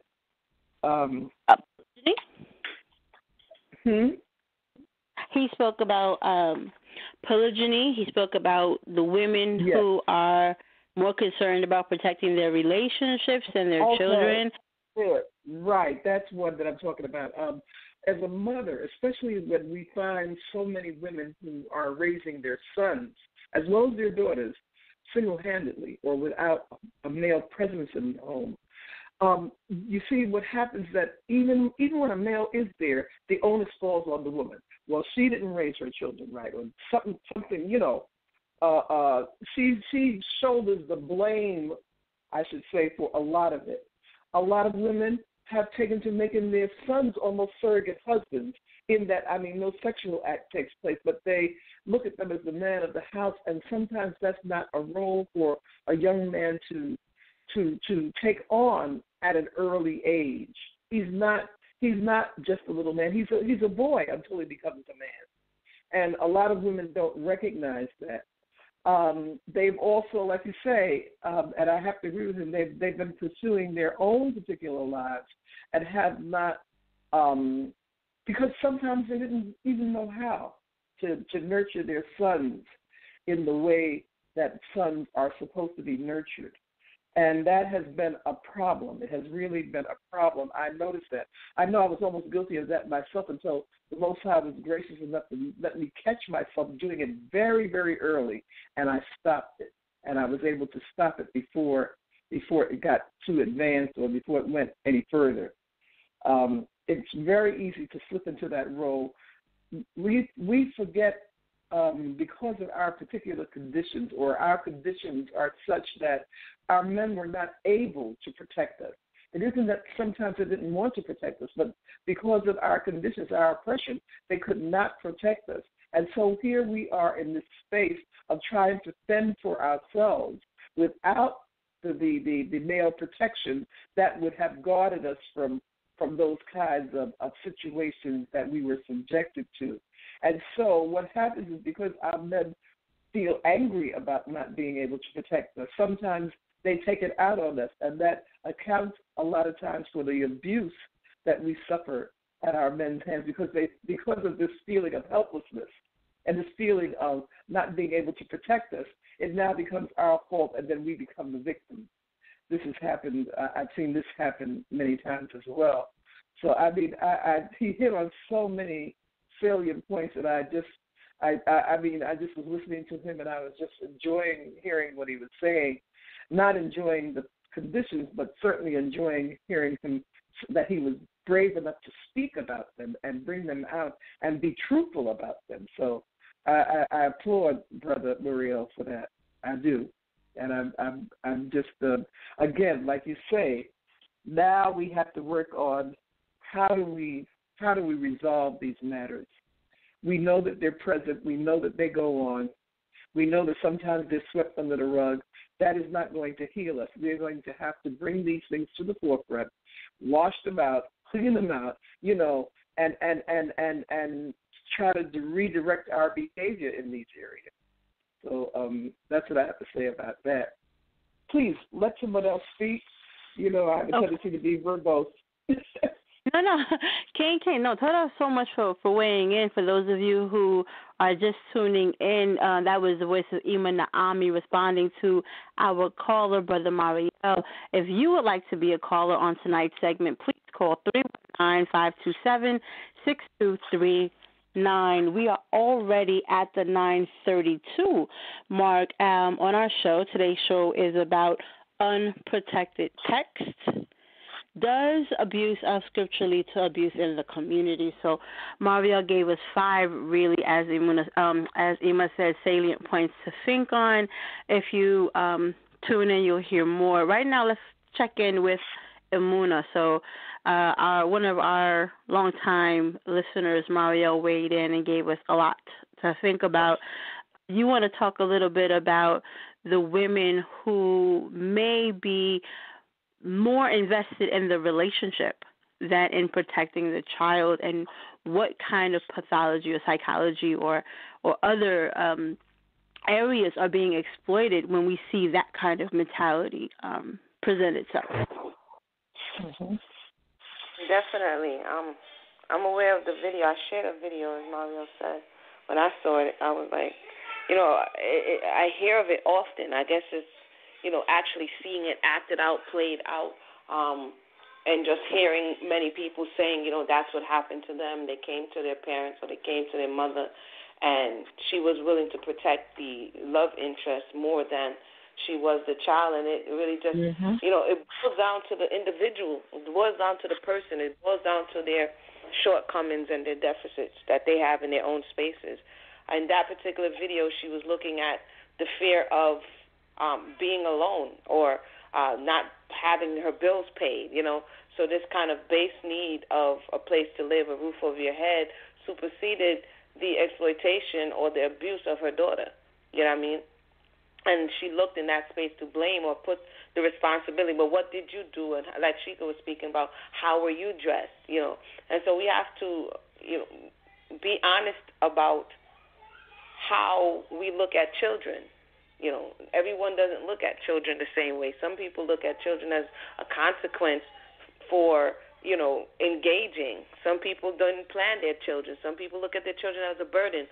So I don't think it's something that if we just say across the board or really without hearing out where this person is coming from, because we can be given our perspective, but they may not understand because they don't see their children as that. You have some people who count down to 18 and then tell the child, you're grown, get out. So they were just, buying their time until they can unload themselves of a burden. But I can't say for all, but when we look back in the text, an accurate depiction of children, if you raise them in the right way, this is your blessing and your children's children. And because we have lack of resource, we have lack of agency, we've destroyed to a certain degree, that's not how many people are viewing children. And so the child is not as important as the mother getting her groove back or the father getting, you know what I'm saying? The child doesn't become what you're looking for to make sure that you secure your future. And so as you mentioned, there are various ways that and various things that can play into that mindset and that mentality that might cause a woman to be deactivated in that nurture or protector space.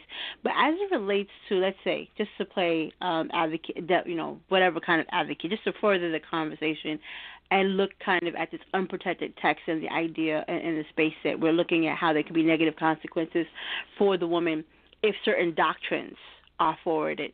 So would you agree, and I would forward this theory in terms of that certain women are told in our culture and in our communities that they need the man. And so because they are told that their salvation is tied to the man, that their ability to get to the Creator is through the man, that they may feel as if they can't or should not protect the child because the man is the one that's more important as in terms of their ability to function in this culture as proper Israelites, that the litmus test is whether or not you look at your husband as Lord, his ability to rule over you, and so the child can't be her priority.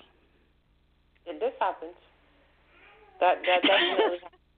I mean, the short answer is yes, that happens, as well as you have blended families where people had children in other spaces and relationships maybe before they came into this way, and then you have this surrogate father space where the child, not all the time, but in some cases, the child is looked at as not your responsibility as the male, and so the mother is looked and told to be more vested in the current husband than she is in her offspring.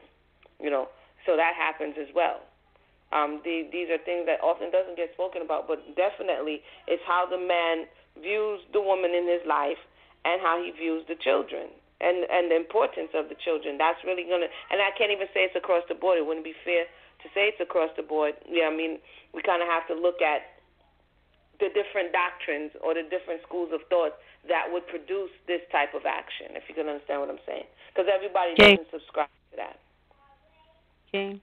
I mean, I would have to say that in all of my decades or the decades that I have in the culture, that I have even seen certain doctrines say that the man will take the wife but will not take the children. So these children are sent away. And so she's told that if she is expected to be a wife to this man, she can't be a mother to her children. There are full doctrines in our community that have that kind of toxic ideology about the family sending children away from the mother in order to let her be a quote wife, and in many cases she's not even protected lawfully, and by lawfully I do mean Torah lawfully, as a wife. And so we have so many doctrines, and again, these unprotected doctrines that lead to these types of abuses that trickle down to our children, that deactivate very natural expectant states that are being interfered with by the agendas of people that are trying to control the narratives. And so when I was listening to Mario, I was thinking within the kind of the realm of our conversation, but absolutely all these other things come into play. Mothers are not taking response, or not interfering and protecting children. I think on my own post, it was a gentleman who was saying that he was abused in his family, in his household. He was afraid to tell his mother, and so it was the school officials that kind of interceded, and then the mother said, you keep what happens in the house in the house. And again, protecting, like EMUNAH said, her love interest over her own progeny, and this is a problem. This is a huge, huge problem. I'm sorry? I would ask if the man presents to the woman, you know, you could come be my Isha, you know what I mean? But yeah, you got to get rid of the child. In whose hands at that point? Because we all have a space where we have the power and then we give it away to a certain degree. So in that scenario, who has the power? Before the person comes and before she accepts the proposal, who is empowered at that point? That's a good question. And question, we'll put it to the panel. We have Sheikah up next, and I will definitely weigh in if my thoughts are of any interest to anybody. Sheikah, welcome to the conversation. We've had a lot of things covered. Again, the 5 points of Mario and the question that EMUNAH has put on the table. So there's a lot to choose from. By all means, dig in.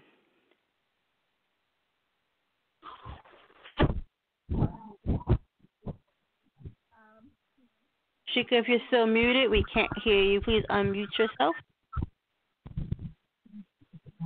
Nobody can hear me when I'm doing that. Mario brought up something that I want to talk about leaders still being in place, leaders still doing what they're doing, even though, you know, there are concerns. And I think that it's imperative that people hold them accountable as far as getting the help that they need.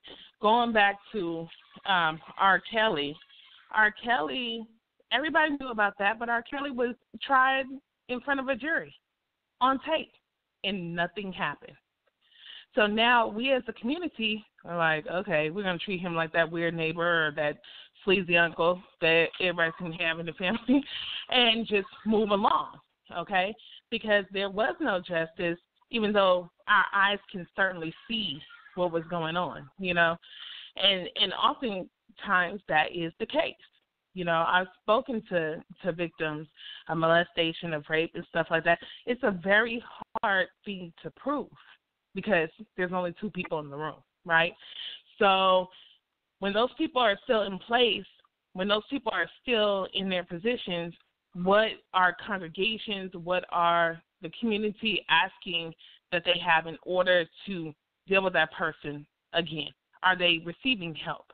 Are they getting counseling? Because we know that in R. Kelly's situation, he was actually molested, you know. And so not that that's an excuse at all, because at some point you have to reach out for help. And he did. He did reach out for help. And he doesn't have the capacity to be on my show or whatever, you know. And it's like, well, did you reach out for help in any other ways? And those things have to be proven. People have issues. People have problems. And you have to wonder what demands people are making to those who are possibly suffering and victimizing other people. How are you dealing with that? And if there's no way that you're dealing with that, why are people still dealing with you? You know, so that's one thing. Another thing was about, I'm sorry, I'm trying to think of everything that was said.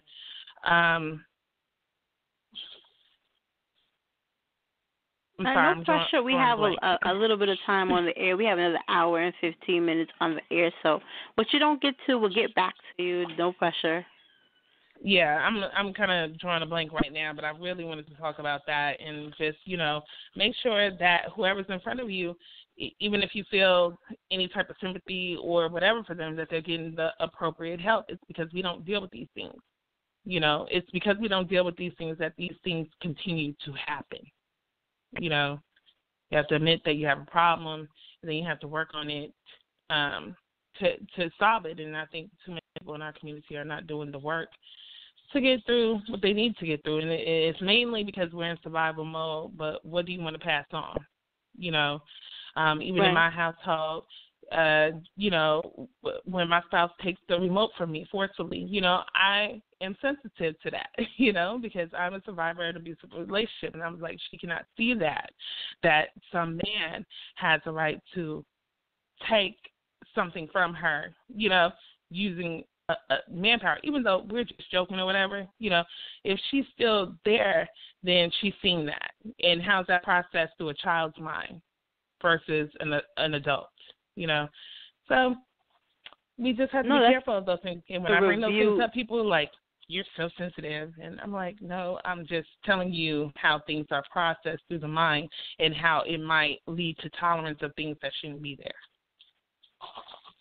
That's a good point. We're going to go over some of the ways that abuse is understood and needs to be understood or misunderstood, and that's a good point about what the survivor will respond to and why things like force, dominance, control, that those things are understood as abuse. We have a lot of kind of mixed understanding, especially now with these conversations about toxic masculinity, what it is and what it isn't, what abuse is and is not. So we're going to spend some time talking about that. But right now we have Sister Yahisha back, finally, live on the air. So we want to bring her into the conversation.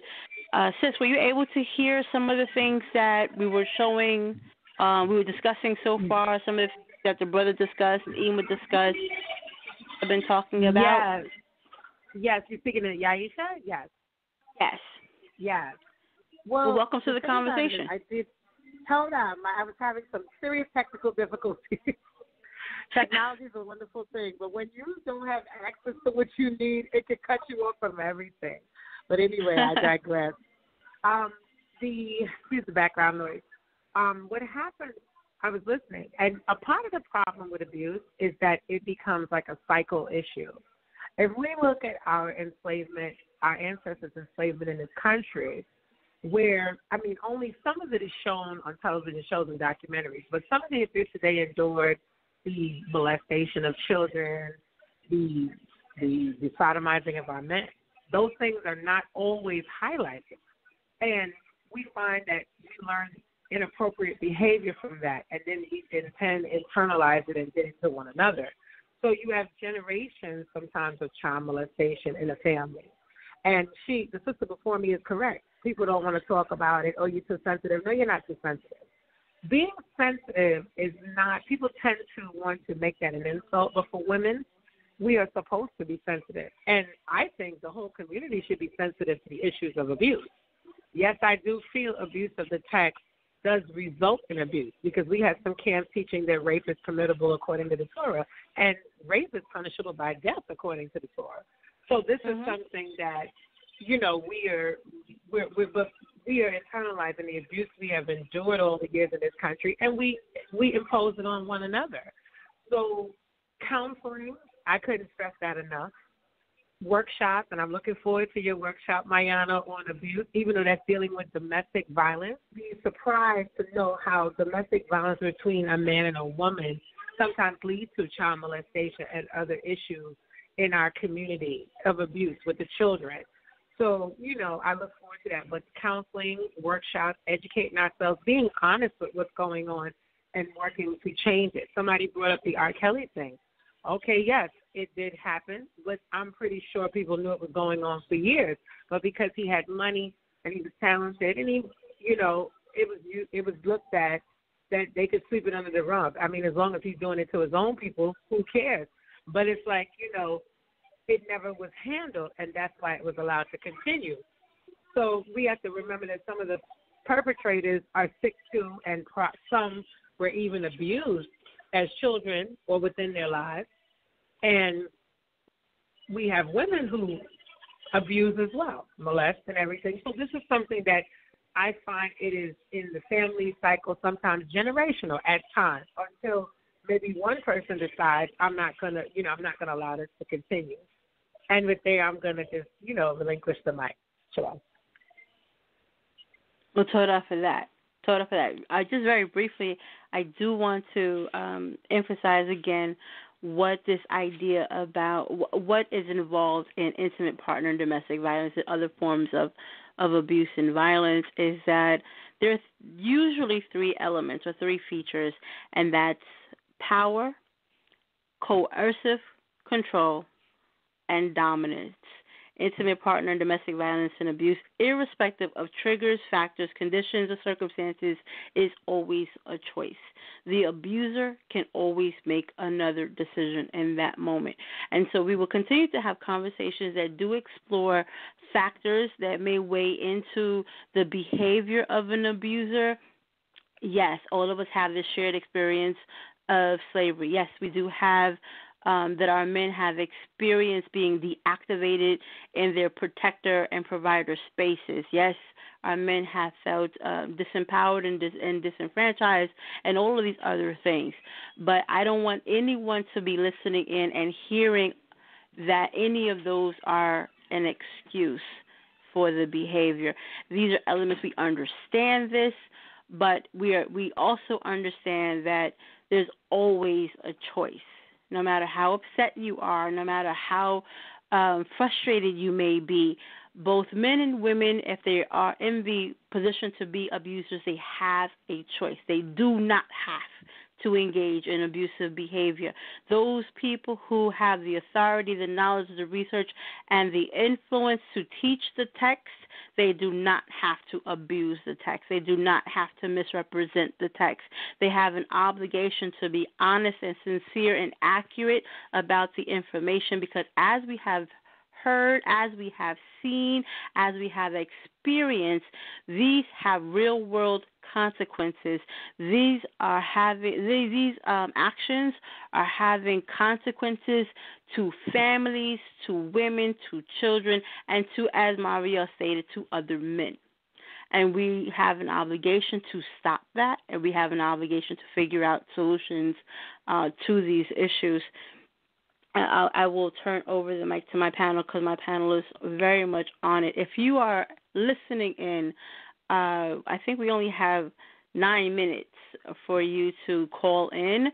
After that, we may be in the overtime portion of the show. Sal will correct me on that, but for all intents and purposes, if you are listening and you want to join into the conversation, you will have to call in. That number is 319-527-6239, and you must press 1 to join the conversation. This is an incredibly important conversation all of the time. All of the time. We are told that we're not having these serious conversations all of the time. There are these discussions about why are we not looking at ourselves as a community? Why are we all jockeying for that dramatic topic? Why we're always embroiled and fascinated by the controversial topics? But when it comes to introspection, when it comes to healing, when it comes to really looking at what we need to do to be a fully functioning, healthy community, the numbers don't show it. So let's prove that wrong. Let's prove that we're not all about entertainment. We're not all about being stimulated in these controversial spaces. And when it comes to protecting our women and our children, our boys and our men and our families, that we're on it, and that those things are important to us. So I'm being told that we're on the air even after 10 p.m., and I was wrong, so I'll eat that. But I still want you guys to all call in at 319-527-6239 and press 1 to join the conversation, even and especially because we'll be on the air even after 10 p.m. So who wants to weigh in? Emma, do you have anything you want to add to some of the things you've heard your daughters share? I just was listening, and you're echoing my thoughts so. I mean, you really are echoing my thoughts. It's almost as if I just asked you to take your shoes off when you run through my mind like that. You know, I'm telling you, it's just so many times we've gone over this, and I'm remembering when you say how a woman may sacrifice, and that's exactly what it comes down to, sacrificing her children to keep the relationship with a man. I've seen that happen in my own family, and I've been appalled at it. Even with the appeals to the person who was doing it, the woman who was doing it, you know, the damage had already been done. You know what I mean? Right. We do these things, and like you say, I'm looking for us to be honest about discussing these things. About it, as they say, and the cliche goes on, not the cliche, but the saying goes that, you know, you have to heal yourself before you can heal anybody else, or you have to first heal. You know, you first have to acknowledge that you're sick, and then you can heal. And this is one of the things that we need to do. These are issues that we really, really need to deal with in our community because they affect our whole existence. They affect how we view the world, our perspectives on the world, even our perspectives on the law, even our perspectives on Torah. It has to do with that. It has to do with how we interact as families, how we interact as a community. It has to do with why we're so hostile towards each other and these feelings that we have buried deep inside that we don't deal with because we think that we're supposed to suffer through them. We've got to clean that up if we're going to be a whole people again and be reestablished as the people of the Most High. I mean, we really have to clean that up. And like Yahisha said, and I have to. I'm so glad. Oh, I'm telling you, I'm so proud of Hadnashib, and I'm not just trying to put the plug in the commercial in, but it's in there anyway. I'm so proud of Hadnashib and the fact that we're going to be doing these kinds of workshops because these things are really, really important. It's important that we at least bring it to discussion. And then maybe as we discuss it and we're open and honest about it, maybe we can look towards some healing. So I'm looking forward to it as well. Okay. I mean, I'm not upset with a little shameless plug for Hannah. We are absolutely doing our level best to be present in the community, representing for Torah, representing proper and positive images of our Hebrew community, especially now when there's so much negativity being forwarded on our behalf, even if it doesn't even represent a majority of us. And so, yes, for those of you who don't know, Hanashim will be partnering with Prophetic Whirlwind, which is a ministry by Only Love Olsen, and Hanashim will be there, and so will Malaka, who was formerly on our show. Shout out to Malaka and Only Love. Also, Hanashim will be partnering with Beis Shalom in March to give a nutrition and economic workshop. And so, yes, we are very much doing several things to keep the community going and to participate in so many of these important areas of day-to-day practical living. As you have heard us say many times before, Torah is practical. And hallelujah. And so even these conversations, or especially these conversations that look at how the text is being reimagined and misapplied to have all of these dangerous and I don't know, vicious consequences in our community. These are important conversations. So I know so many of you are tuning in right now, and I really, really appreciate your support. But I want to hear your voices. I want you to press 1. If you don't feel comfortable doing that now and you're going to reserve all your comments for the comment section in a few hours or tomorrow or in later dates, that's fine. Also, no pressure. But these things have to be discussed. We have to be brave about these things.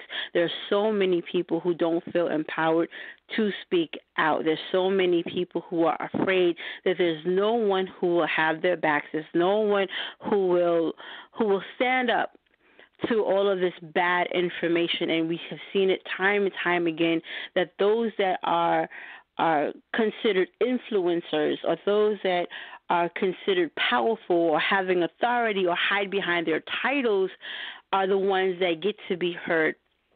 And that has to end, because justice has to be heard more than these people who may have the numbers, these people that may have the popularity, but they're not supposed to have the people. The people belong to the Most High.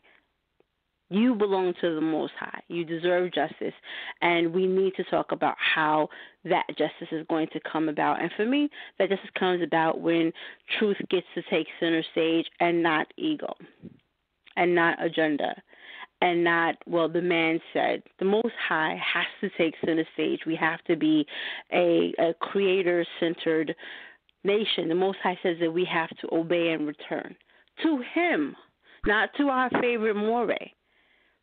And that's important. That's very important. I've been seeing a lot of people coming in defense of their favorite teacher, even in the stead of coming in defense of what the text says. And we are seeing that this has very dangerous consequences. So once again, before I go on my soapbox, the phone lines are open. You can call in at any time. Right now, I'll turn the conversation back over to the panel. Yahisha, since you just came in, I'll give you another chance to weigh in. We're looking at solutions. We're hoping to find some solutions to these conversations. We're thinking about the ways in which the text, when unprotected, is having all of these negative consequences on our women, our children. We're finding so much abuse in our community because of what we've come to the conclusion. It's because of the fact that we don't have any reverence for the truth. We don't have any reverence for the text, and instead we're hearing so much about what the men want or what people, even we agreed that even women are coming in and reinforcing some of this bad doctrine, some of this bad information for any number of reasons. So the mic is yours. Yeah, I see that Yahisha is actually doing a wellness check on some of the other sisters. Yahisha, are you still with us?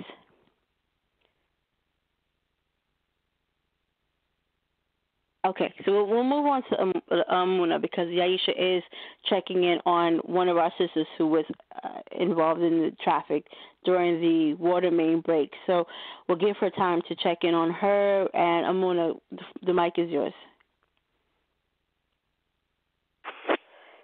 Hope everybody's doing well. I'm over here reading bedtime stories to the babies. Am I supposed to be following up or just dating my thoughts?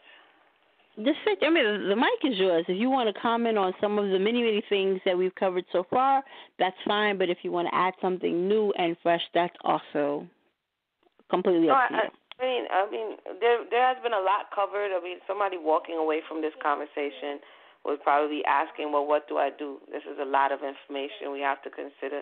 That people are in different stages of their walk. You know, they're in situations currently, and sometimes they're looking for direction. And just understand that the ability to identify what is toxicity, because sometimes we can go extreme on the other side, and I would be remiss if we don't, there's sometimes that we go extreme, and that's what people sometimes or oftentimes accuse of, like, being, quote, feminist, or, all of these type of words that has different meanings to different people, and we've done discussions on that as well. So, just totally, if the man is within, it's really like being able to identify, quote, toxic masculinity, right, and see when someone is abusing the text versus when somebody is bringing out the text. I think, for me, that's important, because I have seen women go all the way to the other side as well, beyond, beyond the mark. Like, for instance, I have to give it for instance. So the text speaks about being neda, or being unclean. And how it relates to the temple, the tent of meeting, and that interaction. Now, some men will use a neda as something that is strictly feminine, something strictly that's dealing with the woman. But this is not true, right?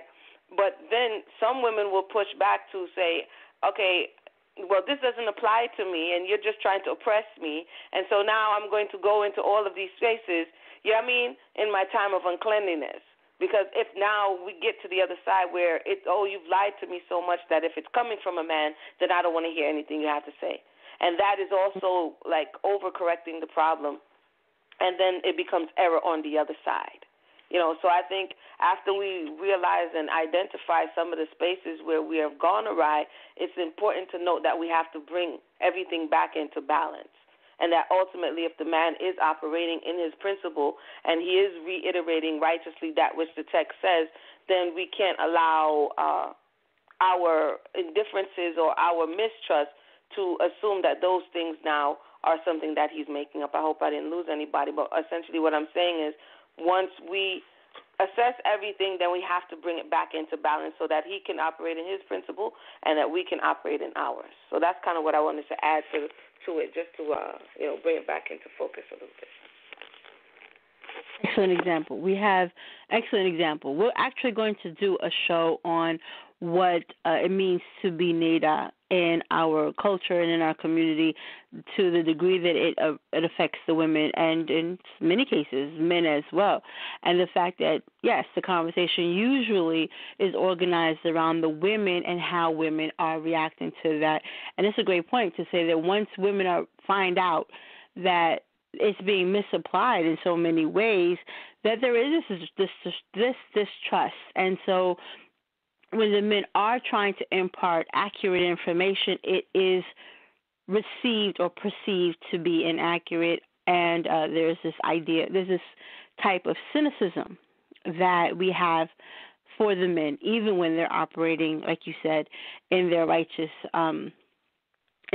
principle. The Neda is only one of those things. Also, we talk about, I think Sheikah brought up earlier, whether or not the woman was created first, second, third, or whatever, this order, that somehow influences whether or not she has value in the community. There's all of these different texts that get lined up to assign value or to devalue the feminine principle. Those are the texts that we're talking about when we say that the abuse of those texts lead to abuse in the community. If you tell a woman that she has no value, then use that doctrine and use that ideology to devalue her in other spaces, then it has a downline. It has a trickle-down effect. If you believe that she has no value and that you can call her out of her name and even use texts in the Bible to say that important authorities in the Bible also had that opinion about women, which justifies your opinion about women. If you believe that you can beat the woman because she's your property, refer to her in diminishing terms because she's your property, and you are consistently devaluing her, diminishing her, taking away her humanity, and telling her that the text agrees with you, that is a problem. That's what we're talking about.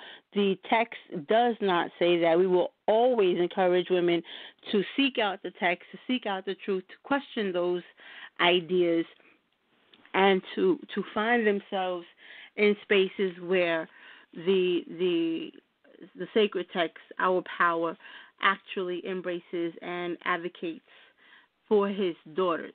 And there's a lot of conversation, lots that we can say about that relationship.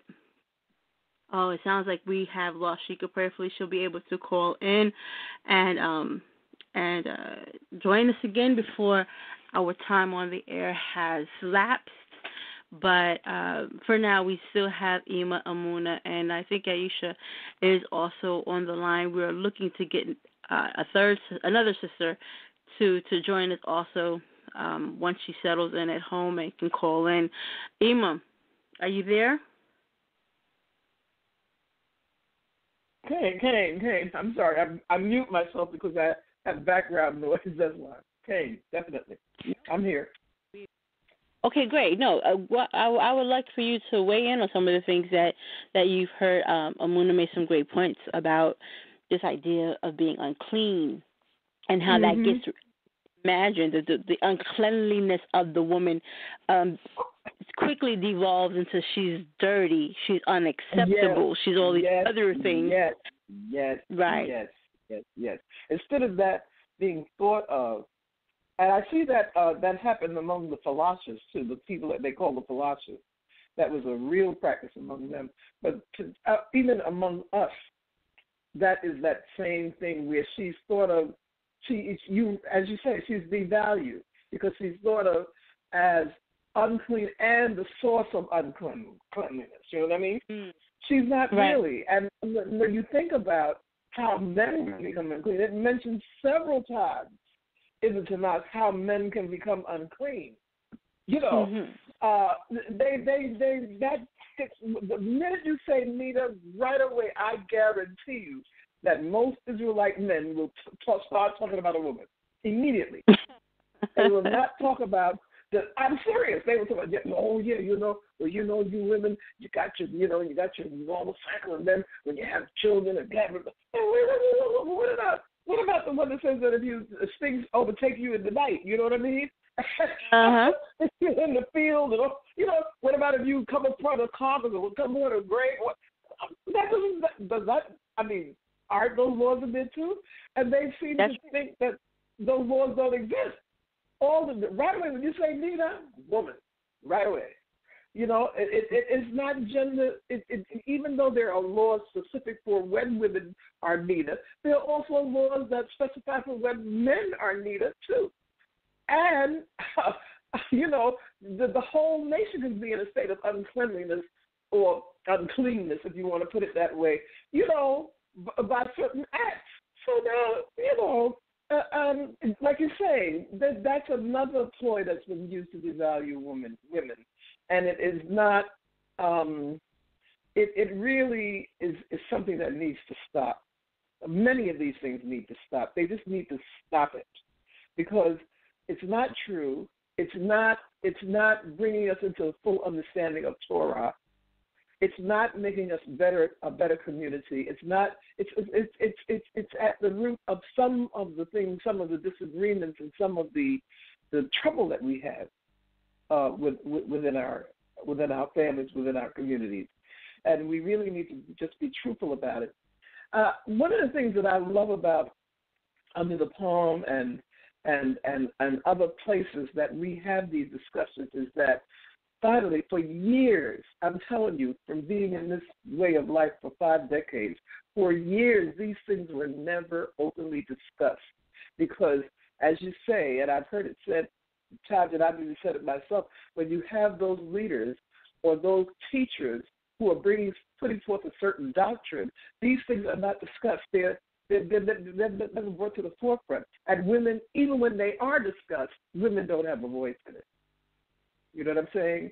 So I'm just so glad for spaces like this where these matters can be discussed openly and honestly.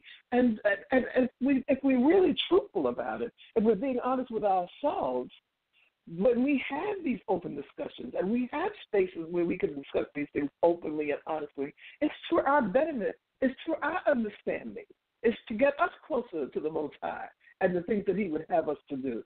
So, the protest or the rejection of having these spaces is something, I'm very angry, very wroth with one leader that I heard him describe these kinds of meetings, these kinds of forums, these kinds of discussions as, just something silly that women do, and it's I'm really upset about that. I haven't told him yet, but I'm upset about it. Trust me, I am. Well, I know all about that, so I absolutely do trust you on that. We're talking about, for those of you who don't know, we're talking about unprotected text and whether or not that leads to abuse in the community. I know that Sheikah is back with us, so I'll check in with her in just a moment. What I do want to share with you is a quote from the book called In Search of Our Mother's Garden, and that is written by Alice Walker, and I had the opportunity to reread that and came across this quote that stood out to me, and specifically it's talking about the pursuit of truth. We heard EMUNAH mentioned earlier that when women are speaking on truth, when women are pursuing the accuracy of Scripture and it goes against or bumps up against what males or men may want to forward, then the default kind of dagger is to call that conversation feminist. And if there is an injury or there's some deficit in that space that might work to deactivate certain kinds of women and get them to feel discouraged and make them not want to engage these conversations and not challenge bad information. But the fact is that the truth has to be explored. The truth has to come to the forefront, and whether that truth is brought out by the woman or the man, that's inconsequential to the Creator. The truth has to always be the principal thing. And so anyway, the quote goes, well, in terms of not pursuing the truth, she says, well, I believe the truth about any subject comes only when all sides of the story are put together. She goes on to say, the whole story is what I'm after. So when we have these conversations, it's not that we're trying to pursue one side. We're not looking, and that's why I always decry or speak against this idea of there being a feminist or womanist perspective or idea, that these things are truth. And the truth only comes about when all sides are represented, when all sides are understood. And to say that women do not have a place in this culture or in this conversation it's okay. I'm trying to use all the proper and polite word. It's inaccurate, and there's an injustice when you silence half of half of humanity. And when you tell the woman that she's not allowed to participate in these discussions, when you reduce the woman to a footnote in her own narrative, you are perverting justice. And you have to wonder about anyone who is offended by the accuracy of this presentation simply because the person speaking has a uterus. There's something terribly wrong or incredibly weird about that kind of mentality. If it's the truth, then it's the truth. If it's not the truth, then engage the information. But to obsess over the gender of the person speaking, that's just weird. It's certainly not Torah. It's not in the Tanakh. It's a very strange ideology, and one that needs to be abandoned post haste. And however you feel about that phrasing, I happen to like it. But it needs to be completely abandoned. It is not feminist to speak truth and have an accurate position just because it comes from a woman. This being able, just running to these trigger terminologies, it's quite cowardice. Just kind of in short, it's extremely cowardly. So if the men could kindly put that away, I would be ever so grateful. But once again, I'll turn it over to the panel. I hear that Sheikah's back with us. So Sheikah, if you want to weigh in at this point, the mic is yours. Yes, I would, and I'm so glad you brought up Alice Walker because I'm going to talk a little bit about that. But I will talk about on the threads where you have men engaging women in conversation, and when they start to lose that debate, the woman needs to learn in silence. Now you're pulling out all scriptures that say that the woman shouldn't be talking to you at all. Well, why be a stumbling block?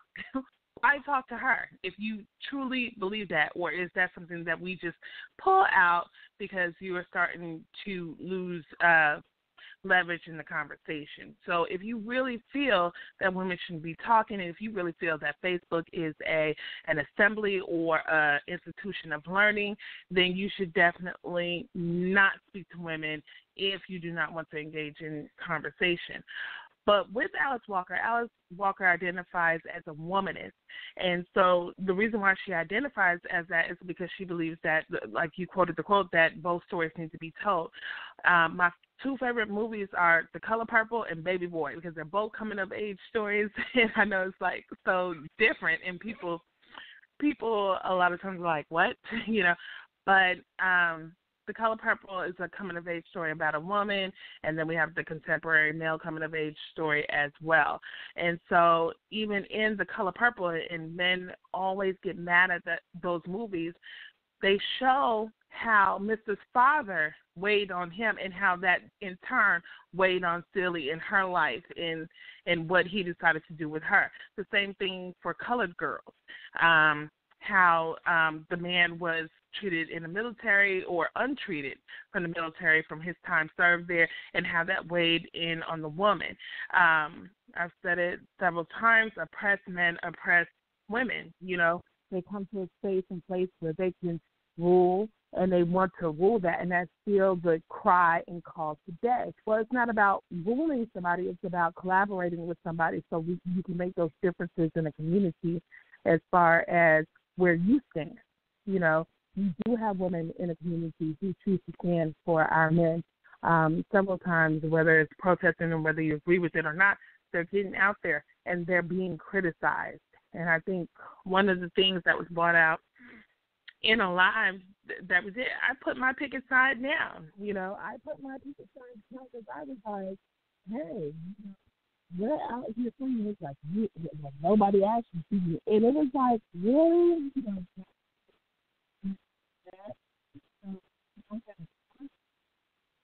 Just heightened for me. Everything just, like I'm listening to Chimamanda Ngozi, I'm listening to Bell Hooks and Kimberly Crenshaw, and I'm like, what? And realizing in ways how I have contributed to factors that allowed sexism to grow. And sometimes that happens in a religious atmosphere where you say, well, men need to lead and this and that. And yes, men should be leaders, but their women should also be leaders as well, in that our leadership comes from influence. Our leader comes from nurturing. Our leadership comes from being the first teacher of the child, those things. Always been like, you need to stand down and you need to be submissive to make you feel like a man. Well, I shouldn't have to be your doormat for you to feel like a man. You should be able to lead me to where I want to brag about your leadership, and unfortunately, our men have not been taught how to be leaders. It is not. It's the Crest theory from the ISIS papers that says that Black men are taught to be baby boys of society, and she points out all these ways that is so. And I'm like, is that so? Yeah, because when you look at the education industry, you talk about the 5 Ds that Black boys are described as, and that's deviant, defiant, everything is bad, and they're just kind of tossed and over-identified for special education and things of that nature. So when we go back to those things and we realize that, then it's like, how can we correct? We have to correct with good leadership. We have to correct with proper roles in education about what women and men are and how to co-lead in an effective way. And then we have to... Hello? Yeah, we can hear you. Oh, okay. I'm sorry. I thought I heard somebody say something. And so those are the things that we have to educate our community on in order to find out, well, not find out, but in order to do better and exemplify better households and better skills on how to have productive and fruitful relationships. So, I agree. I agree. And I think some of that's also, I think when we talk about this, is we have to stop encouraging bad behavior. We know that our men and boys get classified in particular ways, but we also reinforce certain bad behavior that they continue to act out. We say that it's okay for our men and boys to participate in particular behaviors, and we say that's just what boys do, when it isn't what boys do. And we have to stop accepting what these alien standards are for what men and boys' behavior should look like. Our Torah does not say that men don't know how to control themselves. So when they're acting erratic, that's just masculine behavior. Our Torah doesn't say that. So the reason our boys and our men are constantly being subjected to these classifications is because, like the Most High said, we insist on being disobedient. We insist on it. And so until we say that the Torah guidelines for our behavior is what we need to adhere to and not all of these other standards of aggression that these other nations exhibit and is maybe normalized for them, it's not normal for us. It's not standard for us. We do not have to behave in this way. And there's a lot of kind of mythologies that we embrace.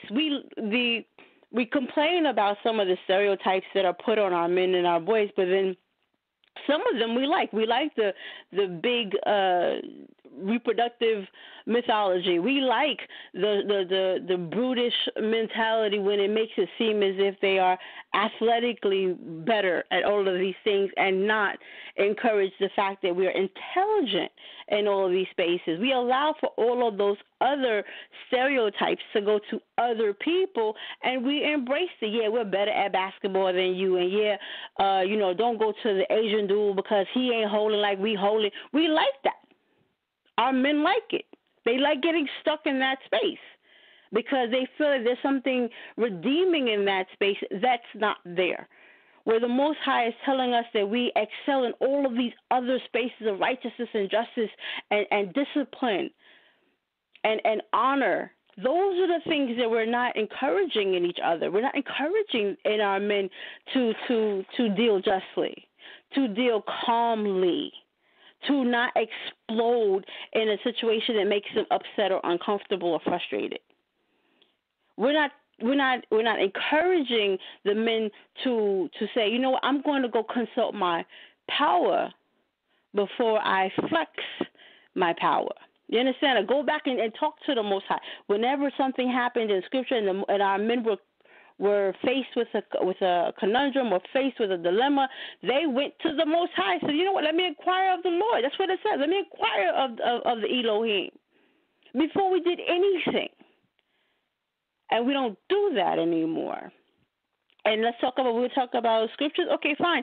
When a woman said something, let's use Sarah. When Sarah said, listen, send that woman and her child out of this house, Abraham was not happy with it. He's on record as not having a good day.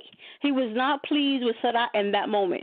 But did he tell her, woman, I'm going to do what I want to do. I'm the man. Do you not see what I'm holding? No. He went to inquire of the Most High to find out what the Most High would say to do next. It was never that I'm the man, you'll do what I say.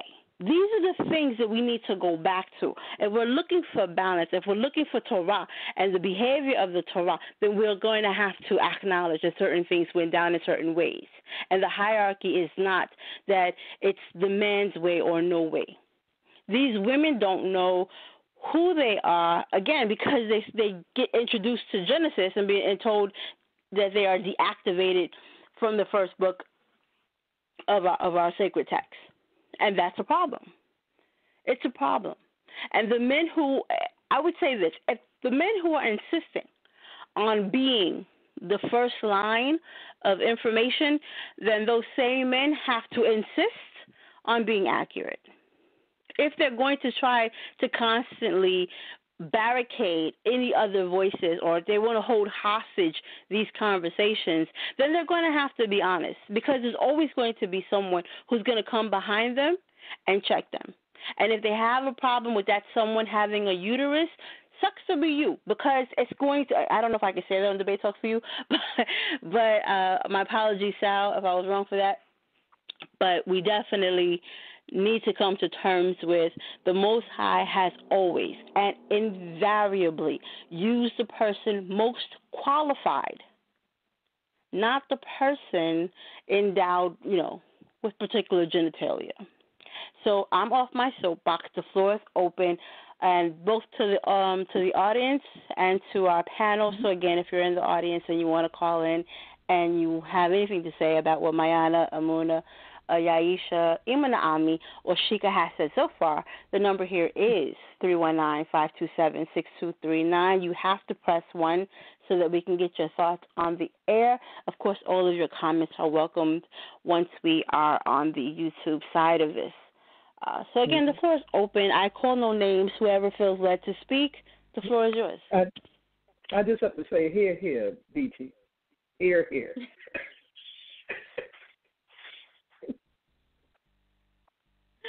It sounds like Yahisha is back here. Told her, Ema. It sounds like Yahisha is back. She said she answered, but she couldn't hear us. Yahisha, can you hear us now?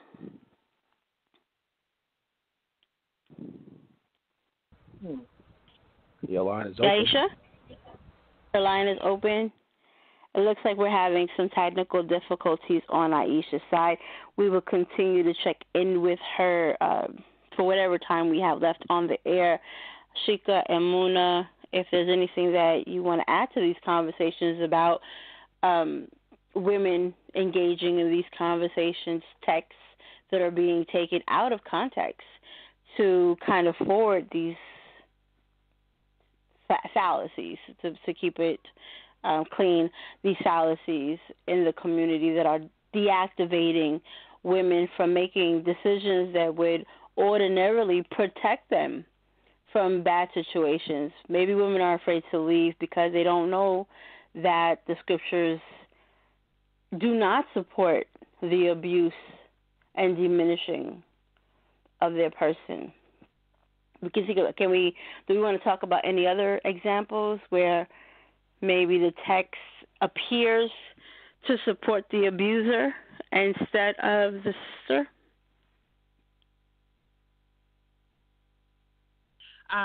This is Sheikah, and I can say specifically in the New Testament, that's the go-to, I think, where a lot of times it seems like, well, you're out of order. So if these things happen, that's on you, And I'm like, what does that mean? And I have asked that. Well, you're supposed to submit, and when you don't, then you're out of order, and then that starts the chaos. And I'm like, well, no, in every other realm, in every other organization, in every other facet of life, when chaos ensues, it's always the person who is leading fault. How is that not the case here? You want to talk about rebellion. Are you in rebellion? Are you breeding rebellion through your lack of or your style of leadership? And so the quote is always, the man is the head of the woman, and the woman is, the head of the children. And so this is in itself a right to tell you what to do. And the problem is that we have a generation of men, or this is my hypothesis, we have a generation of men who are raised by predominantly women, right? And then when they get in a relationship with a woman, they are carrying that relationship over into their relationship with their spouse, not realizing that you was in a completely different relationship with your mom, which is a parent-child relationship. Now you get into a relationship with your spouse, and now it's my turn to tell somebody what to do, okay?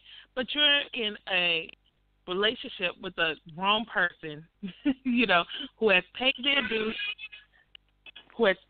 dues, and learned their lessons and has something to contribute.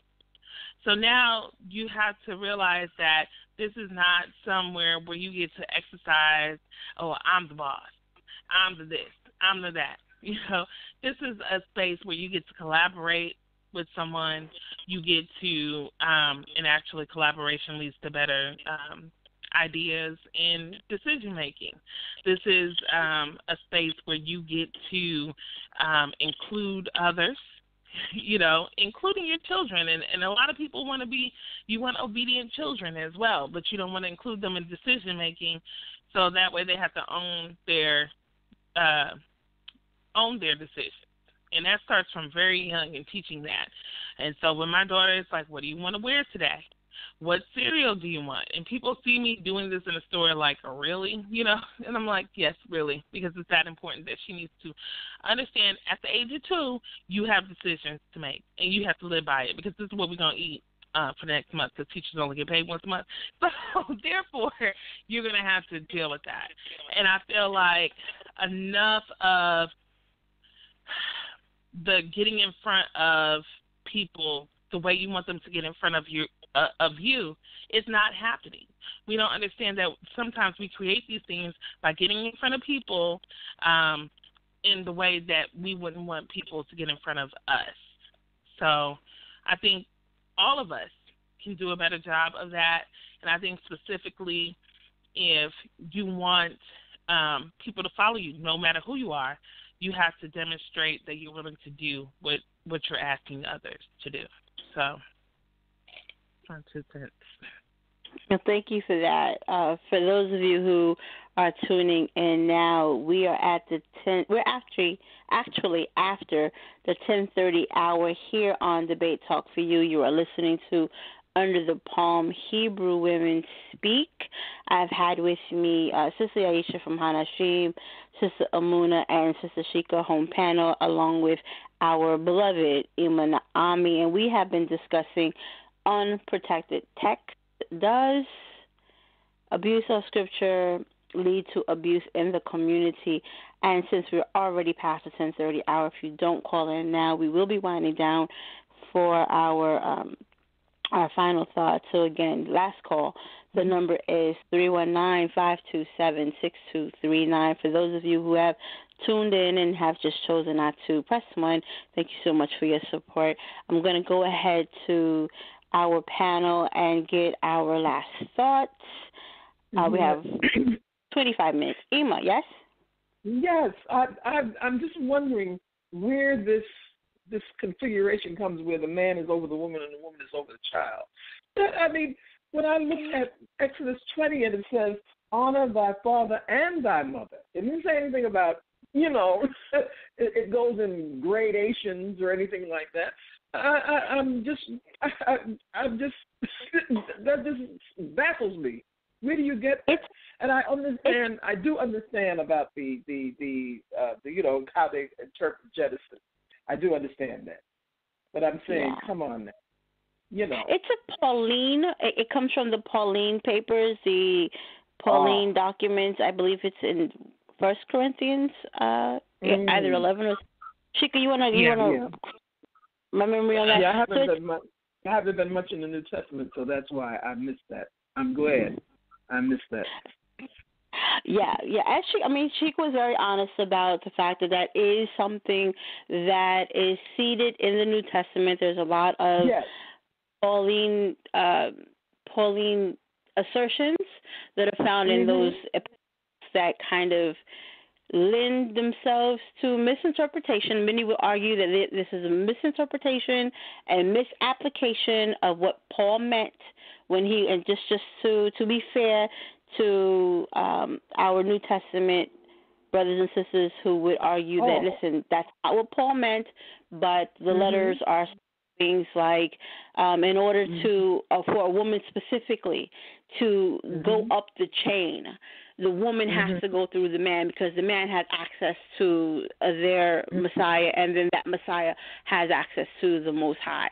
And so the woman just has a lot of kind of work to do before if she can ever have that kind of relationship. There's a hierarchy that's discussed in the letters to Corinth that kind of imply that the woman has to go through the man. Was that Shika? Shika, did you want to add something to that? Yeah, that's 1 Corinthians 11, and but the rest of the verse goes, women, cover your head when you're praying, and who's the head of woman? Their husband. And that's that direct access being said there, But unfortunately, people actually take it as an actual head covering versus the spiritual meaning of the text, and so therefore you do not get that. So it does go back up. Hey, women, cover your head when praying. Well, if I'm covering my husband while I'm praying, then who am I praying to? The Most High. And people just, miss that. Right. I just must say, even though I'll give it back to you because, like Emma said, that on our side also there's some interpretations of Bereshit. Emma, the floor is yours.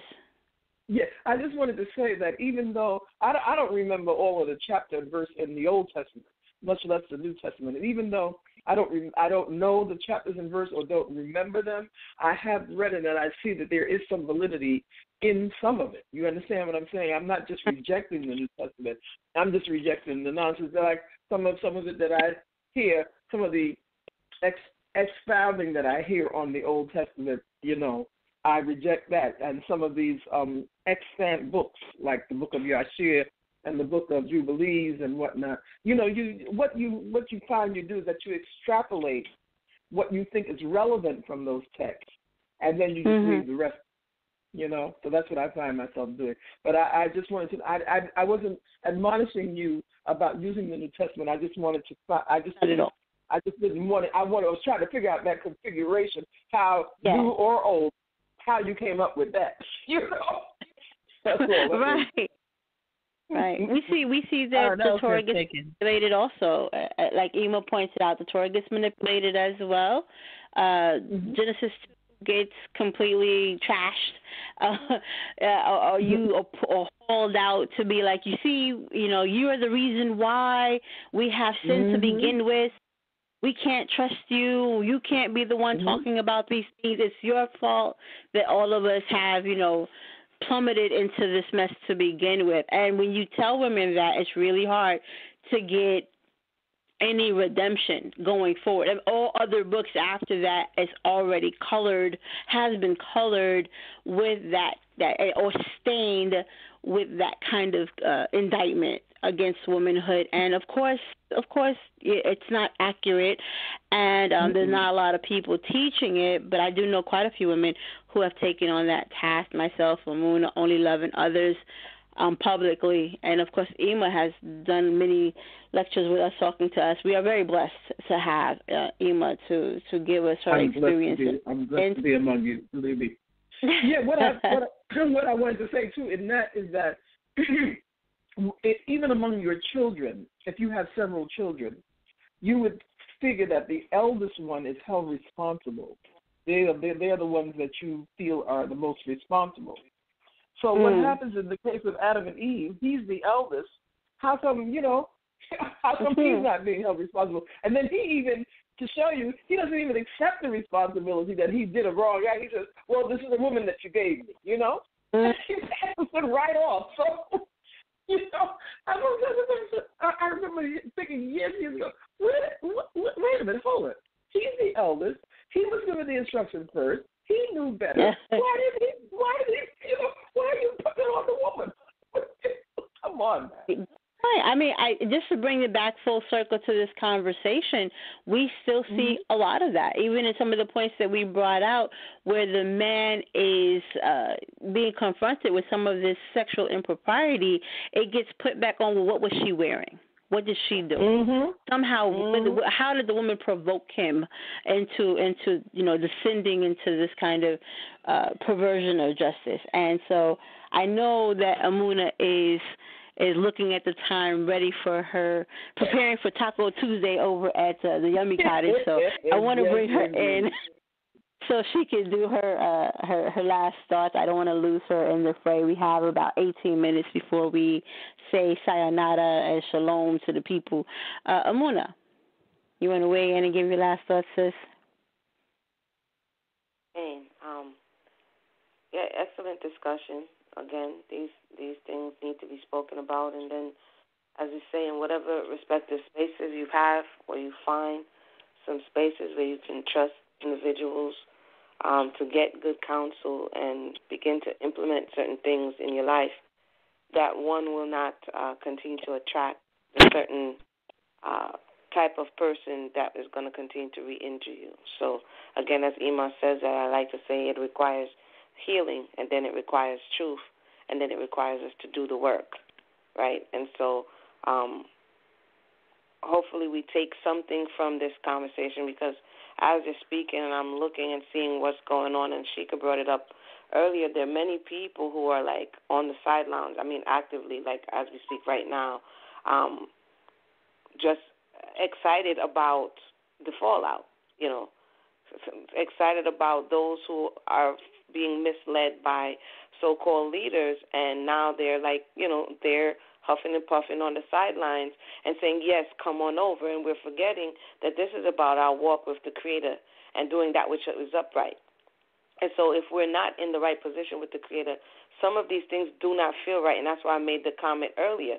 If we are accustomed to a certain life and we're changing that around, if we're changing, for instance, practically the way we eat, the way we exercise, the way we take care of ourselves, in the beginning it's not going to feel right. It's, you know, we're going to still start to fiend for the things that we're accustomed to. It doesn't mean that changing our diet and lifestyle is not the correct thing to do.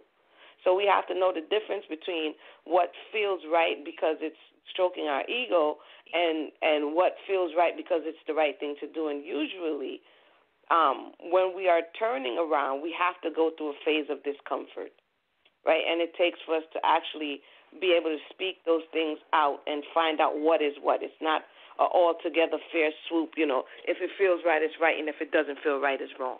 Because that would totally lead you in the wrong direction. And this is what I see many people are doing and are saying, girl, come on over here. You know, this feels right. Next thing you know, you head deep into the idolatry. You know, or, you know, you head deep into, you know, some other type of perversion where you have become the goddess and people pray to your procreative parts. You know what I'm saying? Because, yeah, this is what is feeling right. This is what is, and this is what people are doing. They're using the pain and the people that have been exploited to lure them off into a deeper darkness. So we have to be very mindful. I'm watching it right now. It's not watching it because I'm listening, but I saw it came up, and I'm like, wow, okay. You see what I'm saying? It's crazy. So, again, for those who are listening now, who will listen, you know, may the Most High may continue to seek Him in all honesty and truth, and may we, you know, be open to the process of the return. So with that said, all praise be to the Most High. And shalom to everybody. Shalom, Ima. Long time no hear.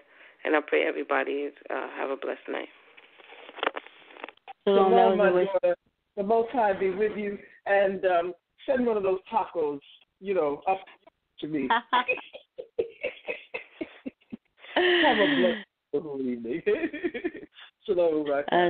That was the voice of EMUNAH Israel. You'll be able to listen to her every other Monday here on Debate Talk for You at 8 p.m. East. She's also featured on many of our other roundtables and discussions. So if you want to hear more from her, tune in to Debate Talk for You. And also you can find her on her Solonomics, Liberty Lessons, and Under the Palm channels on YouTube and her other various social media spaces. I'll turn it over to Sheikah now for her last words before turning the entire program over to Ima for her last thoughts and to pray us out. So, Sheikah, go ahead and take a few minutes to give your last words, and then we'll give it to Ima to pray us out. Okay. Well, my last words is just that as a community, we need to do better at recognition. You know, we had a woman who was raped on the dance floor with several people around, Jasmine Island, and I mean, it's still being debated. Was that rape? I mean, like, we see it with our eyes. We see the drug in her drink. We see all this, but it's still a question, you know. And so we need to be aware of our surroundings and aware of what's going on with each other in those surroundings and protect one another. We have to start recognizing things that happen before physical abuse, which includes verbal abuse, mental abuse, and spiritual abuse, which is, you know, the twisting of the scripture to get your way. And I actually was re-listening to one of the conversations we had this summer about the state of the Israelite woman, her man, and how you said it's a lack of fear, you know. And I feel like when people implement spiritual abuse, they have a lack of fear of the consequences that's going to come down from the Most High about those. And I just want to put out there that you ought to be in fear. Work out your salvation with fear and trembling, okay? Yeah. And so I would encourage all the sisters out there to definitely develop the relationship, start trying to see it, because we have some people who do not believe in the book. And I told somebody, you reap what you sow. That's not just about the book. That is observable in life. We see it over and over. And so as we start to know these truths, start searching them out in your life. Search out the scriptures. When you have a question, ask the questions, and then speak up for help if you need it. And we have plenty of sisters in the community who are willing to help, who are willing to pull together their resources to get you help. So I just want to say that, and shalom, shalom. Everybody have a good week. Shalom, shalom. That was the voice of Sheikah T. We always appreciate you coming in and everything that you contribute to the conversation. This, of course, if you're listening to the sound of my voice, my name is Mayana Hassofaret, and I am the host of our segment, the Under the Palm Hebrew Women Speak. We're closing out now. I'm going to turn it over to Ima in just a moment, just to kind of give you some briefly. Maybe another insight of mine. I was watching the trenches, so to speak, and a sister made an inquiry to the people asking what made them stay in toxic relationships, and the responses varied from just one gentleman said, I didn't even know I was in a toxic relationship. That says a lot. Sisters who felt like they couldn't leave. Sisters that stayed for the children. Sisters that stayed because they believed that there would be consequences if they left. And then there were people who just ultimately said, you know what, I had to put my sanity and my safety first, and then ultimately left. And so what we're looking at here is that there's a number of reasons why people stay. And I've seen many people use that question to indict and condemn the victims. Why did you stay? And this idea that they somehow called it on themselves or enjoy it, or that they are the ones that are unintelligent for staying. Mm-hmm. And there's so many reasons why abused people stay with the survivor stays with the abuser. Mm-hmm. And again, if you live in the New York area, completely encouraged to come to these workshops. We're going to have these conversations. We're going to look at these different ways that the victim the survivor may feel deactivated in these situations, and find better ways to engage them, to find and identify ways that our text may appear to support the abuser and not the survivor, to really interrogate our part and our role in promulgating this maladaptive behavior and this irresponsible teaching, to move away from trying to deactivate righteousness and perverting justice. This is a behavior that has to end. We can no longer be comfortable in our own conceit, in our own arrogance, and this idea of claiming the people that belong to the Most High. The people belong to the Most High. They do not belong to you. You do not have the right to pervert justice. You do not have the right to misrepresent our text. You do not have that kind of authority, and you will be challenged every single time you attempt to cause this kind of injustice. The Most High will not blink at injustice. He will not wink at our arrogance. We have to return to humility and obedience, and some of this peacocking is extremely disturbing.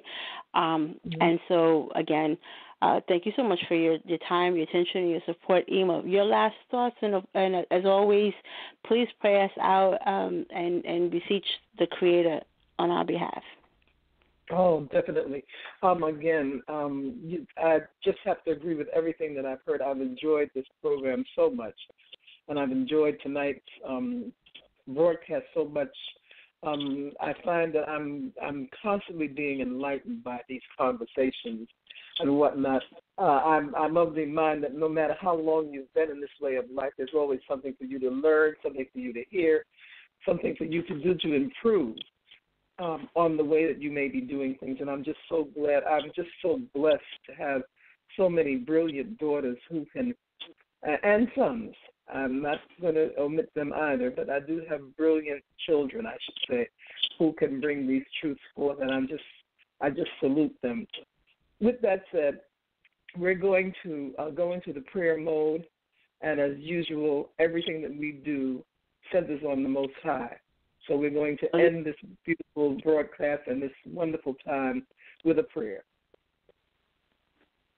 Baruch atah Yahweh Eloheinu melech haolam, Elohei Avotenu Abraham, Yitzchak Israel. Torah Rabbah lekol devarim tovim shalach lanu. Wenaya tam shikabrakim lanu, ki anachnu amka ze madua. Yahweh, our power, the power of our fathers Abraham, Yitzchak, and Israel. We thank thee for all things and everything. We ask that you would continue these blessings to us, Yah, because we are thy people. This is the reason. Yah, we ask that you would bless each and every one on this broadcast, whether they have participated or whether they have remained silent, that you would bless them and all their families and all the families in Israel, regardless of where they are scattered, O Yah, throughout the length and breadth of this earth in every corner, that there is an Israelite. Bless them, please, Yah, and cause them to come into understanding, to give honor, praise, and glory to thy high, holy, and exalted name.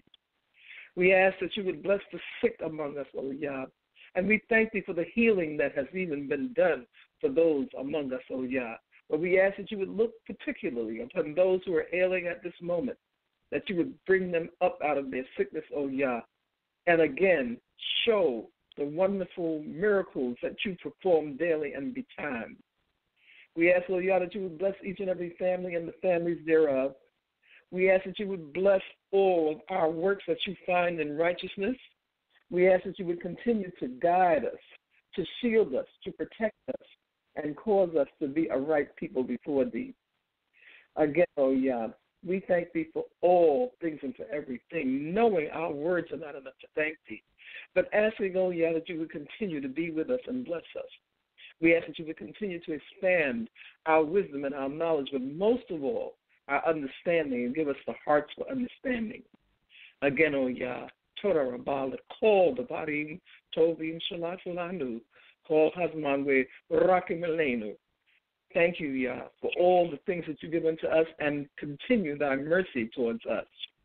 With that saying, I would speak in the tongue or speak in the ways that my ancient father might have blessed the congregation, since I feel that I am from the tribe of Levi.